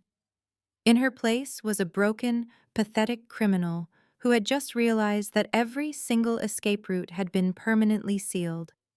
She had no money, no husband, no family protection, and no freedom. DeAndre, I was scared, Cassidy wailed, her voice muffled against the floor. I did not want to go to jail. I love you. Please, I am your wife. You cannot leave me like this. I have nothing. I will be homeless. I will be ruined. Please, baby. I am begging you. Have mercy on me. She twisted her body, trying to look up at him, her eyes wide and pleading. It was the most degrading, desperate display I had ever witnessed. She was groveling at his feet, stripped of her expensive lifestyle, stripped of her influencer brand, and stripped of her dignity. She begged for the very mercy she had completely denied me when she left me bleeding in the street. DeAndre looked down at her, his face a mask of stone. He represented the absolute, uncompromising justice she thought she could escape. You are getting nothing, DeAndre told her, his tone finalizing her destruction. You are not getting alimony. You are not getting a settlement. You are not getting a single cent of my assets. I have already filed the paperwork proving you committed financial fraud against me to fund a felony. The prenuptial agreement we signed has an ironclad morality clause, and attempted murder definitely violates it. You leave this marriage with the exact same thing you brought into it. Absolutely nothing. Cassidy let out a long, agonizing scream that echoed through the grand ballroom. It was the sound of total, irreversible defeat. She thrashed her legs against the floor, sobbing so hard she began to hyperventilate again. Patricia tried to take a step forward to comfort her daughter, but the female detective immediately blocked her path, resting a firm hand on her utility belt to stop the panicked mother. My brother-in-law did not flinch. He did not offer a single word of comfort. He turned to the 2 plainclothes detectives standing by his side. She is all yours, DeAndre said, his voice completely devoid of emotion. Process her. The taller detective reached down and grabbed Cassidy by her upper arm, hauling her roughly to her feet. My sister was dead weight, her legs refusing to support her as the detectives dragged her forward. She continued to weep, her head hanging in absolute shame as they paraded her past the remaining guests. The investors, the politicians, and the socialites watched in stunned silence as the former golden child of the real estate empire was escorted out of the ballroom in handcuffs, leaving her unread divorce papers sitting in a puddle of spilled champagne on the floor. I stood by the cake table, leaning heavily on my medical cane, and felt a profound sense of justice wash over me. The heavy oak doors swung shut, sealing Cassidy's fate and leaving a suffocating vacuum in the grand ballroom. For a fleeting second, the remaining attendees stood paralyzed. The spectacle of a federal prosecutor serving divorce papers and ordering his own wife into police custody had anchored their feet to the marble floor. But the spell broke the moment the phrase, Ponzi scheme, echoed back through their minds. These were not just party guests. They were venture capitalists, commercial developers, and local politicians. They were people who had entrusted millions of dollars to my parents' real estate brokerage. The collective realization hit the room like a shockwave. An older man with silver hair, a major commercial developer who had just last week finalized a multi-million-dollar strip mall contract with my father, slammed his crystal glass onto a high-top table. The glass shattered, but he did not care. He pulled out his phone, his face turning an alarming shade of purple as he barked orders at his wealth manager on the other end of the line. "Freeze the escrow accounts right now," he roared, ignoring the classical decorum of the event. "Pull every single cent we have with their firm, call the legal team and prepare an injunction. They are going under." His panicked shout was the match that lit the powder keg. The lavish anniversary party transformed into a stampede of terrified investors trying to salvage their fortunes. Chairs screeched against the polished stone floor as dozens of high-profile guests stood up. Women in expensive couture gowns grabbed their husbands by the arm, whispering frantically about frozen assets and federal indictments. The illusion of my parents' untouchable social empire was disintegrating in real time. The elite friends they had spent decades cultivating were now scrambling toward the exit doors as if the ballroom itself had caught fire. Patricia snapped out of her daze. The sight of her precious social circle fleeing in disgust broke through her maternal shock. Her golden child was gone, but losing her status was the true nightmare. She hiked up the skirt of her emerald gown and sprinted across the dance floor. She looked deranged. Her perfectly styled hair was unraveling, strands sticking to her sweat-slicked face. She lunged at the commercial developer, grabbing him by the lapels of his tuxedo just as he reached the main aisle. "Please," she begged, her voice shrill and grating. "You cannot leave. You cannot pull your investments. It is a massive misunderstanding." The developer shoved her hands off his jacket with a look of pure revulsion. He looked at her as if she were a diseased rat that had scurried out of the kitchen. "Do not ever touch me again, Patricia," he snarled, his voice carrying over the rising chaos. "I just watched your son-in-law confirm you are under investigation by the Internal Revenue Service. I just watched your daughter hauled away in handcuffs for trying to murder your other daughter. You are a criminal.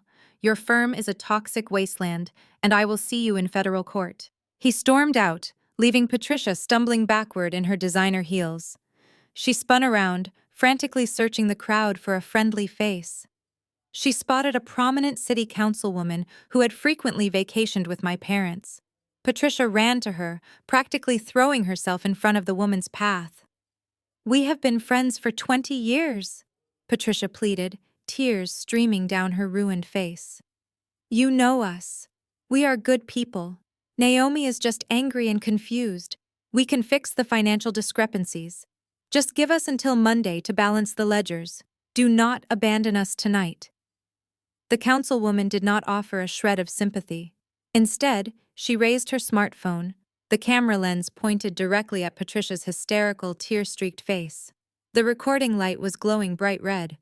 The councilwoman was actively filming the pathetic breakdown to protect her own political career, ensuring she had proof that she had cut ties with a known fraudster. Save your lies for your defense attorney, Patricia, the councilwoman stated coldly, keeping the camera steady. My campaign will be issuing a public statement distancing ourselves from your brokerage by midnight. You absolutely disgust me. Patricia let out a guttural wail, realizing she was being recorded. She threw her hands over her face, turning away from the camera lens, only to find three other guests standing nearby, their phones also raised and recording her humiliation. The socialites she had spent 35 years trying to impress were now documenting her catastrophic downfall for the evening news and social media gossip blogs. She was no longer the queen of the suburban real estate market. She was a viral spectacle, a disgraced grifter caught in the act of begging for her survival. I watched from my position by the ruined anniversary cake. I leaned heavily on my medical cane, letting the pain in my shattered leg serve as a stark reminder of exactly why I was putting them through this torture. I felt absolutely no pity as I watched my mother dart from person to person, grasping at arms, grabbing at sleeves, and being violently brushed off every single time. She was experiencing the exact same isolation, rejection, and sheer panic she had forced me to endure my entire life. She was finally feeling what it meant to be utterly discarded. Richard had not moved a single solitary inch. My father remained glued to the edge of the cocktail table, completely paralyzed by the devastation. He watched his wife beg for their financial survival, but he lacked the courage to join her. He knew the math. He knew the federal government was already freezing their accounts. He watched the remaining guests empty out of the grand ballroom, leaving behind half-eaten catered meals, abandoned champagne flutes, and the shattered remains of his reputation. The facade they worshipped was officially dead, and the silence that followed the mass exodus was wonderfully deafening. Through the wide-open double doors of the ballroom, I watched the final act of my sister's downfall. The two plainclothes detectives were marching a sobbing, mascara-stained Cassidy down the long, carpeted hallway of the hotel.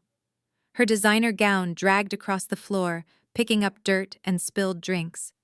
She tried to look back over her shoulder one last time, her face a horrific mask of smeared makeup and pure terror. She was looking for someone, anyone, to swoop in and save her. But the hallway was empty. The guests had vanished. DeAndre stood beside me, his posture rigid and uncompromising, watching the woman he once loved being escorted to a federal holding cell. The heavy doors slowly swung shut, clicking into place and sealing off the outside world. We were completely alone. The grand ballroom, which just an hour ago had been filled with live jazz, clinking champagne glasses, and the intoxicating buzz of high society wealth, now looked like a disaster zone. Overturned chairs lay scattered across the dance floor. Abandoned plates of expensive catering sat growing cold on the tables. The four-tier anniversary cake leaned precariously, its gold leaf peeling away. In the center of this opulent ruin stood my parents. Patricia and Richard had stopped running. They had stopped trying to chase down their fleeing investors. The adrenaline of the panic had burned off, leaving them hollow, exhausted, and utterly exposed.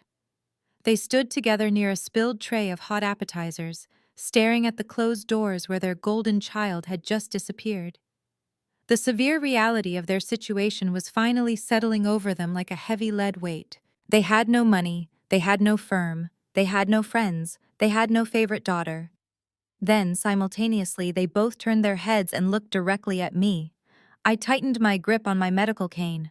I knew exactly what was happening in their calculating, narcissistic minds. They were actively processing their remaining survival options. They were scanning the burning wreckage of their lives for a single viable life raft. And they realized that the only person left in the room who understood the complex web of their financial crimes was the very daughter they had thrown away. I was the risk management director. I was the one who had audited the books. I was the one who understood the offshore accounts and the shell companies. In their twisted logic, if I was smart enough to dismantle their empire, I was smart enough to rebuild it. Patricia took a tentative step forward. She wiped her tear-streaked face with the back of her hand, smudging her expensive foundation. Her posture shifted from the aggressive, commanding matriarch to a pathetic, fragile victim. She crossed the dance floor, her movements slow and exaggerated, projecting absolute despair.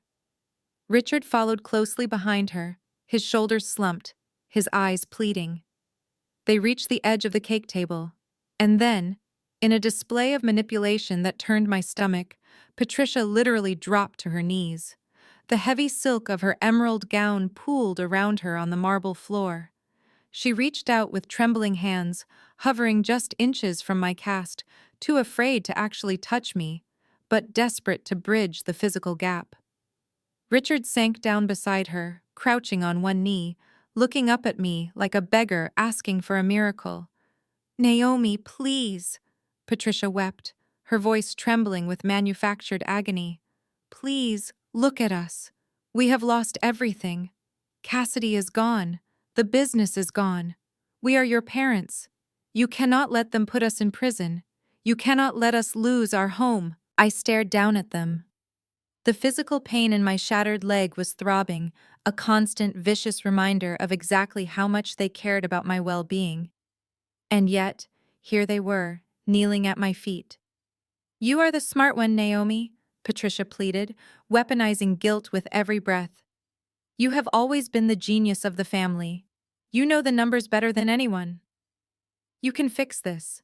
You can explain the audit to the IRS. You can tell them it was a corporate accounting error. We will do whatever you say. We will pay you back every single cent of the trust fund. I swear it on my life. Family is everything, Naomi. Family is everything." Richard nodded frantically, his eyes wide and desperate. "We will sign the firm over to you," he promised, his voice cracking. "You can be the CEO. You can run the whole operation. Just untangle this mess with the federal investigators. Talk to DeAndre. Tell him to drop the charges. Tell him we were manipulated by Cassidy. We will give you anything you want. Just save us from this." A wave of pure, unadulterated disgust washed over me. It started in the pit of my stomach and radiated outward, chilling my blood. I looked at the two people kneeling on the floor, offering me the throne to a bankrupt, fraudulent empire as if it were a grand prize. They were not apologizing for leaving me to bleed out in a wet intersection. They were not repenting for stealing my grandfather's money. They were not expressing a single ounce of remorse for spending my entire life treating me like a disposable burden. They were just trying to hire me. They thought they could buy my forgiveness the same way they bought off corrupt mechanics and greedy politicians. They thought my trauma could be smoothed over with a promotion and a promise of repayment. They were looking at my medical cane, looking at the jagged scar on my forehead, and all they saw was a temporary inconvenience standing in the way of their financial salvation. I looked at DeAndre. He watched the spectacle with a stoic, disgusted expression, keeping his distance but ready to intervene. I shook my head slightly, letting him know I had this completely under control. My absolute final move was ready. I looked down at the two pathetic figures kneeling at my feet. The emerald silk of Patricia's dress was stained with spilled champagne, and Richard's tailored tuxedo pants were gathering dust from the marble floor. They were the picture of utter defeat, a perfect physical representation of the moral bankruptcy that had governed their entire lives. They stared up at me with wide, unblinking eyes, holding their breath, waiting for me to accept their desperate bargain. They genuinely believed that handing me the title of Chief Executive Officer to a hollowed-out, fraudulent real estate firm was a grand, magnanimous gesture. They thought a fancy title and a corner office would be enough to buy my silence and erase a lifetime of abuse.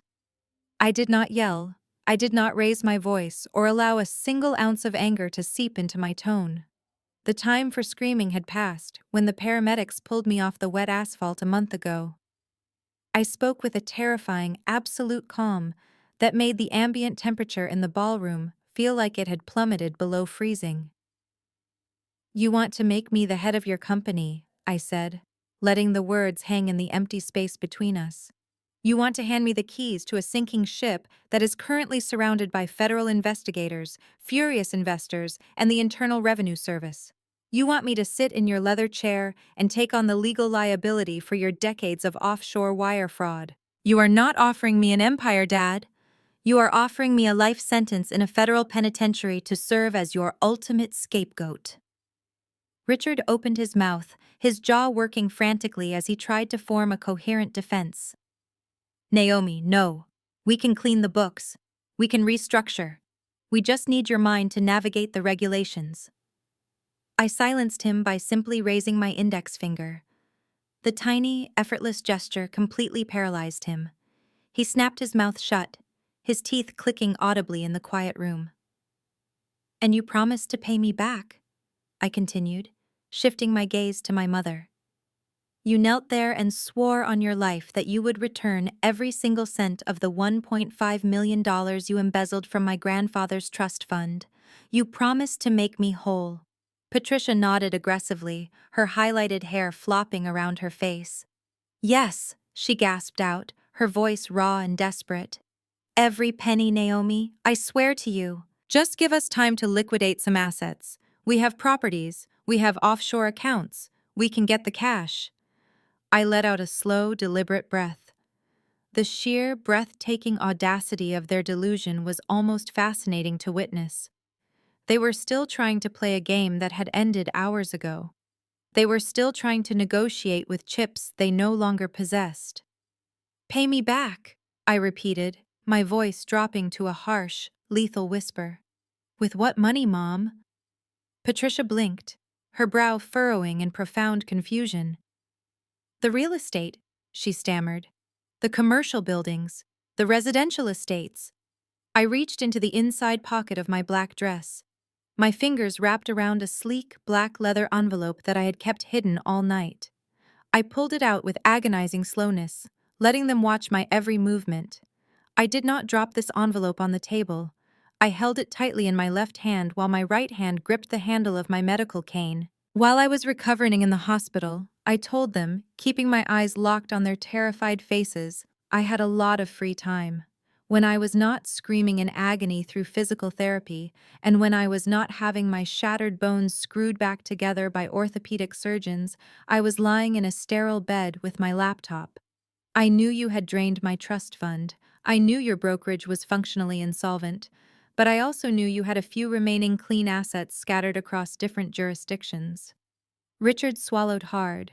His throat bobbed up and down against his ruined bow tie. He was a real estate broker. He knew the terminology I was using, and he was beginning to realize that the trap I had set was far more sophisticated than a simple police report. I took the remainder of my own personal savings, I explained, maintaining my icy composure. The money I earned myself. The money I saved while you were paying for Cassidy's luxury vacations and designer wardrobes. I took every last clean dollar I had to my name, and I formed a blind, limited liability company in Delaware. The confusion on their faces deepened into a profound, suffocating terror. They looked at the black leather envelope in my hand as if it contained a live explosive. The phrase, blind limited liability company, echoed in the empty ballroom. They understood that a blind LLC meant the true owner of the corporation was entirely shielded from public records. It was a ghost entity, designed to execute high-level financial maneuvers without ever revealing the identity of the person pulling the strings. "What did you do?" Richard breathed out, the words barely scraping past his vocal cords. "What did you do with the company, Naomi?" I took a single, agonizing step forward, bringing myself so close to my kneeling parents that I could smell the stale champagne and nervous sweat radiating off their bodies. I looked down at them from my elevated position, completely dominating the physical and psychological space. I was no longer the discarded daughter they could manipulate. I was the architect of their total annihilation. I built suspense by simply staring at them for 10 agonizing seconds. I let them run through every terrifying financial scenario in their minds. I let them imagine the worst possible outcome, knowing that the reality of what I had actually done was infinitely more destructive than anything their panicked brains could conjure. You thought the federal government was your biggest problem tonight, I said softly, crouching down slightly despite the shooting pain in my leg, so I was closer to their eye level. You thought DeAndre and the Internal Revenue Service were the ones who were going to dismantle your life. But you forgot the most important rule of risk management, Dad. The most dangerous threats do not come from the government, they come from the private sector. Patricia began to weep again, a quiet, hyperventilating whimper that shook her entire frame. She reached out, her fingers hovering just inches from the hem of my dress, silently begging me to stop. But I had absolutely no intention of stopping until there was nothing left but scorched earth. I opened the black leather envelope. I unclasped the matte black button of the leather envelope. The crisp, heavy stock paper slid out with a sharp hiss that echoed in the cavernous ballroom. Richard tracked the movement of the documents like a starving man watching a meal being carried away. His eyes darted across the text he could barely read from his position on his knees. He strained his neck, desperately searching for a loophole, a clerical error, anything that could invalidate the nightmare unfolding before him. But there were no errors. I held up the first stack of papers. They were thick, bound with brass brads, and stamped with the unmistakable embossed blue seals of the county clerk. At the very top, printed in bold, unyielding ink, was the letterhead of the primary commercial bank that held the paper on his entire suburban real estate empire. "You have always prided yourself on being a master of leverage, Dad," I said, keeping my voice utterly devoid of sympathy. "But leverage is a double-edged sword. When you rely entirely on rolling credit lines to keep your firm afloat, you have to actually make the monthly payments." I tapped the first page. "According to these records, your brokerage firm missed its primary commercial mortgage payment last month. Then, you missed the grace period. Then, you missed the penalty deadline. And you did not just miss the payment on the commercial office building. You missed the payment on the jumbo mortgage for your sprawling 10,000-square-foot residential estate." Patricia let out a strangled gasp, shaking her head. "We just had a cash flow issue," she pleaded, her voice cracking under the weight of her denial. "It was a temporary liquidity problem. We were going to wire the funds on Monday. We just needed a few more days to liquidate a minor asset." I smiled, a cold, razor-sharp expression that offered absolutely no comfort. "You had a cash flow issue because you emptied your operating accounts to pay off a shady auto body shop in the middle of the night," I corrected her. "You drained your liquid assets to buy fake spa retreats and bribe tow truck drivers. While I was lying on a ventilator in the intensive care unit, you were hemorrhaging capital to cover up a felony. You were so consumed with hiding Cassidy from the police that you completely ignored your banking covenants.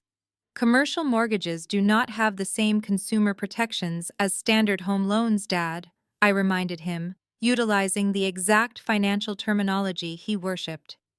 "When you default on a commercial note, the bank does not want to wait around for a lengthy, public foreclosure process. They want the toxic debt off their balance sheets immediately. They package those defaulted notes and sell them at a steep discount to private equity firms and aggressive debt buyers on the secondary market. They auction them off to the highest bidder who has the liquid cash ready to deploy." Richard stared at me, his face turning an alarming shade of gray as the pieces finally snapped together in his mind. "The Blind Limited Liability Company," he whispered, the words scraping painfully against his throat. "You bought the debt." "Yes," I confirmed, stepping even closer so he could see the exact signatures on the assignment of mortgage documents. "Through my newly formed LLC, I bypassed the public auction. I approached your commercial lender directly. I offered them a massive lump sum cash payment to take your toxic, defaulted mortgages entirely off their hands. I used every single dollar of my personal savings, the money I earned while you were busy elevating the golden child, to purchase the paper on your entire existence." "You cannot do that," Patricia shrieked, her voice echoing shrilly in the empty ballroom. "That is insider trading. That is a conflict of interest. You are our daughter. You cannot just buy our house out from under us. There is absolutely no conflict of interest, I replied, shutting down her hysterical legal theories with ruthless efficiency. I am not an employee of your brokerage. I am not an officer of your corporation. I am simply an independent, private investor who saw an opportunity to acquire distressed debt on the open market. It is the purest form of capitalism, Mom. It is exactly the kind of ruthless business maneuver you and Dad have celebrated at country club dinners for decades. You should be incredibly proud of my entrepreneurial spirit. Richard did not join his wife in her screaming. He was a broker. He understood the absolute, inescapable finality of a recorded deed of trust. He knew that when a secondary buyer purchases a defaulted commercial note, they dictate the terms of survival. He looked down at the documents resting on the marble floor, his eyes tracing the thick black signatures that transferred the ownership of his life's work directly into my hands. His hands dropped to his sides, hanging limp and defeated. DeAndre stood a few paces away, his arms crossed over his tailored suit.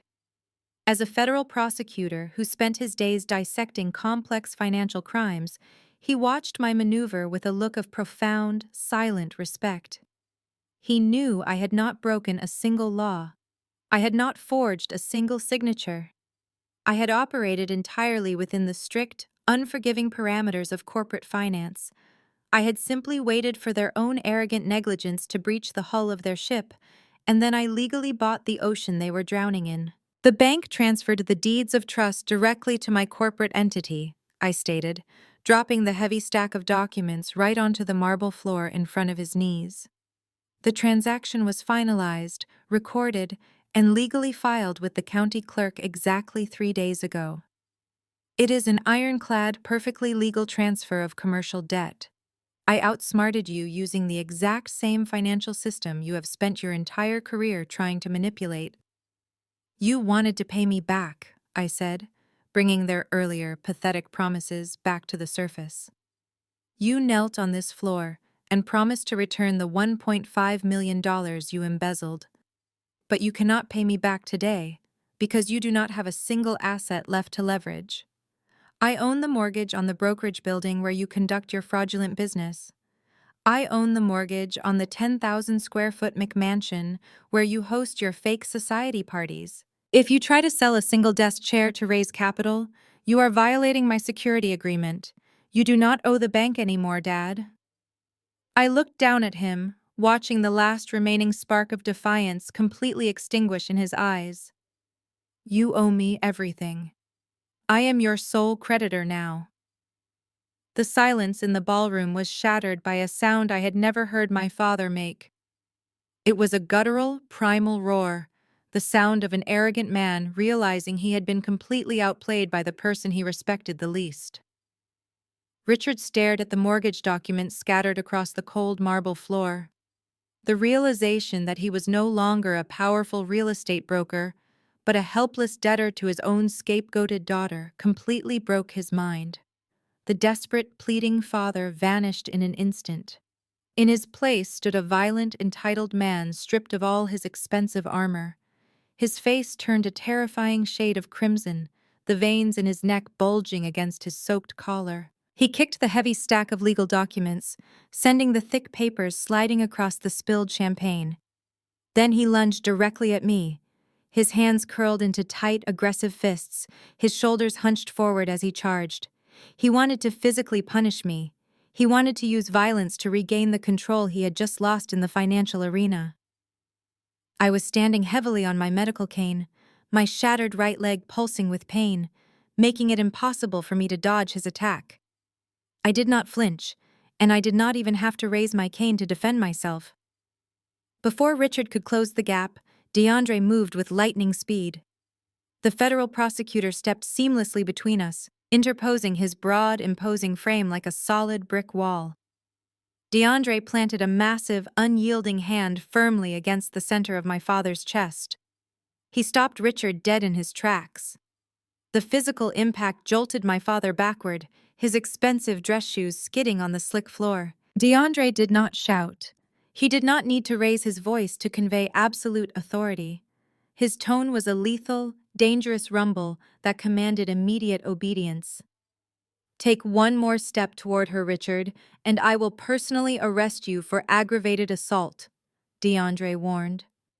His dark eyes were locked onto my father with unblinking intensity. You are already looking at a decade in federal prison for massive wire fraud, tax evasion, and conspiracy. Do not add a violent felony to your federal indictment tonight. I promise you, I will make sure you never see the outside of a cell if you touch her. Richard froze. His chest he heaved violently against DeAndre's outstretched hand, his breath coming in ragged, angry gasps. He was entirely trapped. He glared at me over DeAndre's shoulder, his eyes burning with pure, unadulterated hatred. He wanted to destroy me, but the presence of federal law enforcement forced him to swallow his rage. He slowly lowered his fists, completely castrated by the reality of his powerlessness. With the threat of physical violence neutralized, the psychological meltdown truly began. Patricia realized that neither manipulation, nor money, nor violence would save them. Her mind simply snapped under the crushing weight of her total defeat. She could no longer spin the narrative. She could no longer play the victim. The audience was gone, the golden child was in handcuffs, and her bank accounts belonged to me. Patricia dropped back onto her knees on the marble floor. She let out a horrific, ear-piercing shriek and began physically pulling her own hair. Her perfect, expensive salon highlights became a tangled, chaotic mess as she yanked at the roots in a display of pure, unhinged frustration. It was the agonizing, unfiltered sound of a narcissist losing their primary source of power and control. She thrashed her arms wildly, striking the empty air as if fighting an invisible enemy. "You are a monster!" Patricia shrieked, pointing a trembling, accusatory finger directly at my face. Her voice cracked, raw and shredded from screaming. "You are an ungrateful, vindictive demon. We gave you life. We put a roof over your head. We fed you, and you spent months plotting to destroy us. You sat in that hospital bed, pretending to be a victim, while you planned to steal our home and ruin our legacy. You are sick. You are evil. You have no soul." She pounded her fists against the cold marble floor, completely abandoning any shred of dignity she had left. Her emerald silk gown was soaked with spilled drinks and dirt, perfectly mirroring the ruined, filthy state of her life. "You planned this to humiliate us," she continued to wail, rocking back and forth. "You always wanted to see us fail. You always wanted to take everything away from Cassidy because you were so jealous of her beauty and her success. You are the villain here. You are the one who tore this beautiful family apart and left us with absolutely nothing." I listened to my mother scream her lungs out until her voice went hoarse. I watched my father breathe heavily, securely restrained by the very son-in-law he had eagerly bragged about at elite country club dinners for years. All the carefully constructed masks were finally off. There were no more fake smiles, no more forced laughter, no more pretenses of a loving, supportive family. They were showing me exactly who they were at their absolute core. They were hateful, ugly, and entirely consumed by their own selfish greed and boundless entitlement. They blamed me for holding them accountable for their own horrific crimes. I leaned heavily on my medical cane, feeling the solid metal ground me firmly against the floor. I looked down at the woman thrashing on the ground and the man glaring at me with murderous intent. I did not feel a single ounce of guilt or sadness for them. I felt incredibly, profoundly empowered by the absolute truth standing between us. "I survived you," I replied, my voice echoing with absolute, terrifying calm across the ruined ballroom. There is a profound difference between surviving a monster and plotting to destroy one. And you are finally learning exactly what that difference looks like. You have absolutely no power left here today. I watched the last remnants of their arrogance bleed out onto the marble floor. My right leg was screaming in agony. The metal pins holding my femur together burned with a sharp heat radiating to my hip. Every second standing in this ballroom cost me immense physical endurance. My knuckles were bone white where I gripped my medical cane. The jagged scar across my forehead pulsed in rhythm with my heartbeat, but I refused to show them my physical suffering. My body was broken, but my mind was stronger. I drew a slow breath, letting the stale air fill my lungs. "I have already filed the foreclosure paperwork," I announced. My voice was a cold, flat line offering no room for debate. The county clerk stamped the expedited eviction notices this afternoon. The legal process is in motion, and no lawyer can stop a legitimate commercial foreclosure when the borrower is under federal investigation for wire fraud. Richard let out a hollow, defeated sound. He sank onto his knees, joining Patricia in the spilled champagne. The two powerful suburban real estate brokers were finally reduced to exactly what they were: bankrupt criminals sitting in the wreckage of their lies. "You have exactly 48 hours to pack whatever fits in your personal cars and vacate the house," I told them, delivering my absolute ultimatum. "You can take your clothing, your personal toiletries, and whatever cheap trinkets you can stuff into your trunks before the deadline expires. But everything else stays. The expensive furniture, the designer artwork, the imported vehicles leased under the company name, and every valuable asset inside that 10,000 square foot mansion now belongs to my corporate entity. I will be liquidating all of it to replenish the trust fund you stole from me. If you are still inside that house when the clock runs out on Tuesday morning, I will have the county sheriff physically remove you for trespassing." Patricia did not scream. She did not cry. The fight had been completely drained out of her. She just stared at the floor, her eyes glassy and vacant. The reality of losing her precious high society status and her luxurious mansion had broken her mind. Richard remained perfectly still, his shoulders slumped in total surrender. They had nothing left to say. The game was over. I shifted my weight, turning away from the miserable figures on the floor. I looked at DeAndre. My brother-in-law was still standing like a stone sentinel, keeping a watchful eye on my parents to ensure they did not try anything desperate. His tailored suit remained immaculate. His posture was still rigid with the authority of a federal prosecutor. He had just arrested his own wife and initiated a public divorce. Yet, he did not look angry at me. He looked resolute. "I owe you a profound debt of gratitude," I said to DeAndre, softening my tone for the first time all evening. "You could have looked the other way. You could have protected your own reputation and helped them sweep Cassidy's crime under the rug. A lot of men in your position would have chosen their public image over the messy, ugly truth. But you chose justice. You chose integrity. You did the right thing when it would have been easier to do the wrong thing." DeAndre met my gaze. The cold prosecutor mask slipped just a fraction, revealing the weary, betrayed man underneath. He gave me a slow, respectful nod. "I swore an oath to the law, Naomi," DeAndre replied, his deep voice carrying a quiet sorrow. "But more importantly, I swore an oath to my own conscience. Nobody is above the truth. Not my wife, not your parents, and not me. You are a remarkably strong woman.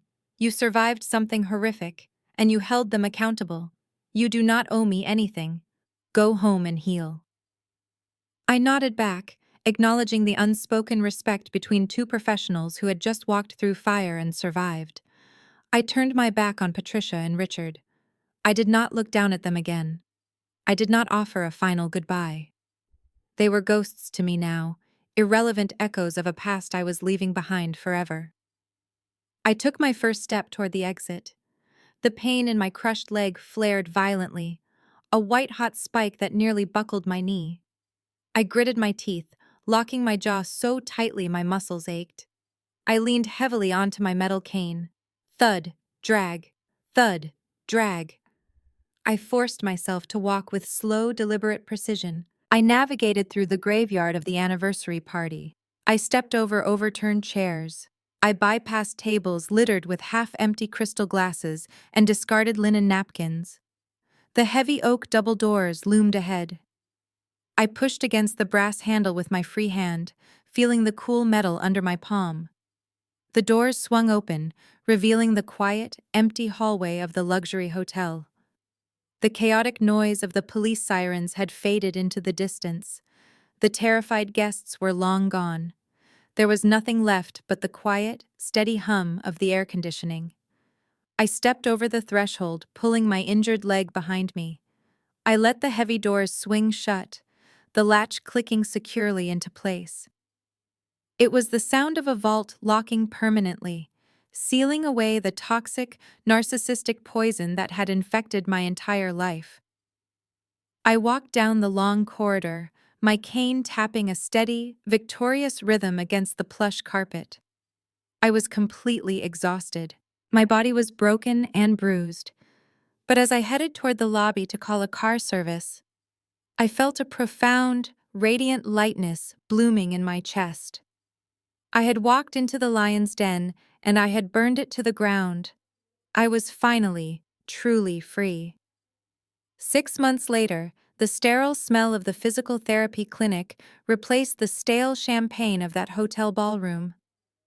I stood at the end of the parallel bars, staring straight ahead at the mirrored wall. My physical therapist nodded encouragingly. I let go of the railing and took my first unassisted step. My right leg trembled slightly, but the titanium pins held firm. I took another step, then another. I was walking completely on my own. I did not need the cane anymore. The rehabilitation had been brutal, requiring hours of agonizing exercises every day, but the pain had transformed into a symbol of my absolute resilience. The emotional healing moved faster. The legal fallout from that night at the anniversary party was swift, merciless, and entirely public. My sister Cassidy did not go to trial. DeAndre had handed the district attorney an airtight case, backed by digital forensics, vehicle impound reports, and her own hysterical confessions recorded by dozens of high society guests.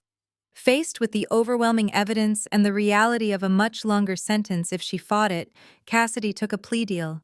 She pleaded guilty to felony hit and run and attempted manslaughter. The judge sentenced her to exactly 8 years in a federal correctional institution. The glamorous lifestyle influencer who used to cry over a broken nail was now wearing a standard-issue jumpsuit, stripped of her smartphone, her brand deals, and her carefully curated internet aesthetic. She has 7.5 years left to think about the rainy night she decided to use her luxury SUV as a deadly weapon. DeAndre finalized his divorce with surgical precision. Because of the morality clause in their prenuptial agreement and the irrefutable proof of her financial theft, Cassidy received absolutely nothing from his estate. DeAndre and I occasionally exchange brief, professional emails regarding the ongoing federal investigations, but we have both moved forward. He kept his integrity intact, and I kept my profound respect for the man who chose justice over his own public image. As for my parents, the universe finally delivered the exact consequences they spent 35 years dodging. Patricia and Richard did not pack their luxury vehicles within the 48-hour window I gave them. They tried to barricade themselves inside the McMansion, hiring a defense attorney to file an injunction. I simply had the county sheriff execute the eviction order. They were physically escorted off the property, while local news helicopters circled overhead. Today, the former monarchs of the suburban real estate market are living in a cramped 2-bedroom rental apartment on the unfashionable side of the city. Their brokerage firm is permanently closed. The Internal Revenue Service completely dismantled their remaining accounts, seizing whatever hidden cash they had left to cover decades of tax evasion and corporate fraud. They are currently drowning in the middle of a messy, deeply humiliating Chapter 7 bankruptcy. Their wealthy friends abandoned them immediately. The politicians refuse to return their calls. They have absolutely no power, no social standing, and no golden child to parade around. They are entirely alone, trapped in a prison of their own making. I made good on my promise. I took possession of the commercial brokerage building and the massive residential estate. I hired a ruthless liquidation firm to sell off everything. They auctioned the cars, the furniture, and the properties themselves. I took the proceeds and completely replenished the $1.5 million trust fund my grandfather had left me. Every cent was recovered. But I did not stop there. I knew that my expertise in risk management and financial auditing had saved my life. I realized there were thousands of other people trapped in toxic, financially abusive family dynamics who did not have the tools to fight back. So I took a portion of my recovered inheritance and founded a nonprofit organization dedicated to financial literacy for abuse survivors. We provide free accounting services and legal advocacy for people escaping narcissistic relatives. I spend my days teaching others how to track hidden assets, how to lock down their credit, and how to build a bulletproof financial fortress so they can finally break free. I looked at my reflection in the clinic mirror. The scar on my forehead had faded to a thin white line. It was no longer a mark of victimization. It was a badge of honor. I had survived a family that viewed me as a disposable asset, and I had emerged stronger, wealthier, and entirely at peace. I severed all contact. I blocked their numbers. I erased them from my universe. Family isn't blood. Family is who leaves you bleeding in the street and who stands by you in the courtroom. I learned the hard way that sharing DNA with someone does not entitle them to your peace of mind, your bank accounts, or your sanity. You are allowed to walk away. You are allowed to audit the people who claim to love you, and if you find their ledgers are full of lies, manipulation, and toxicity, you are absolutely allowed to foreclose on that relationship. You do not owe your abusers a second chance just because they share your last name. If you are watching this and you are currently suffocating under the weight of a narcissistic family, I want you to know that you have the power to change the narrative. Start building your exit strategy today. Secure your finances. Document every lie. Protect your peace at all costs. Have you ever had to set strict boundaries or go completely no contact with toxic relatives? Have you ever had to financially untangle yourself from a family member who tried to exploit you? Share your stories of survival and independence in the comments below. Hit the like button and subscribe to the channel for more stories about claiming your power and walking away from toxicity. Remember that you are the sole auditor of your own life, and you hold the power to write your own magnificent, unapologetic ending. The narratives shared, particularly Blanche's devastating experience of being left at an international airport at 15, offer a powerful and heartbreaking lesson. Biological ties do not inherently guarantee love, loyalty, or safety. When a parent chooses their own comfort, financial security, or a new relationship over their child's fundamental well-being, it shatters the innate trust that a child places in their caregivers. However, the ultimate takeaway from this painful ordeal is not one of despair, but of profound resilience and self-discovery. The core lesson learned is that your inherent worth is never determined by those who fail to recognize it, even if they treat you like an inconvenience or excess baggage. True healing begins when we stop seeking conditional approval from toxic environments and start setting ironclad boundaries to protect our own peace.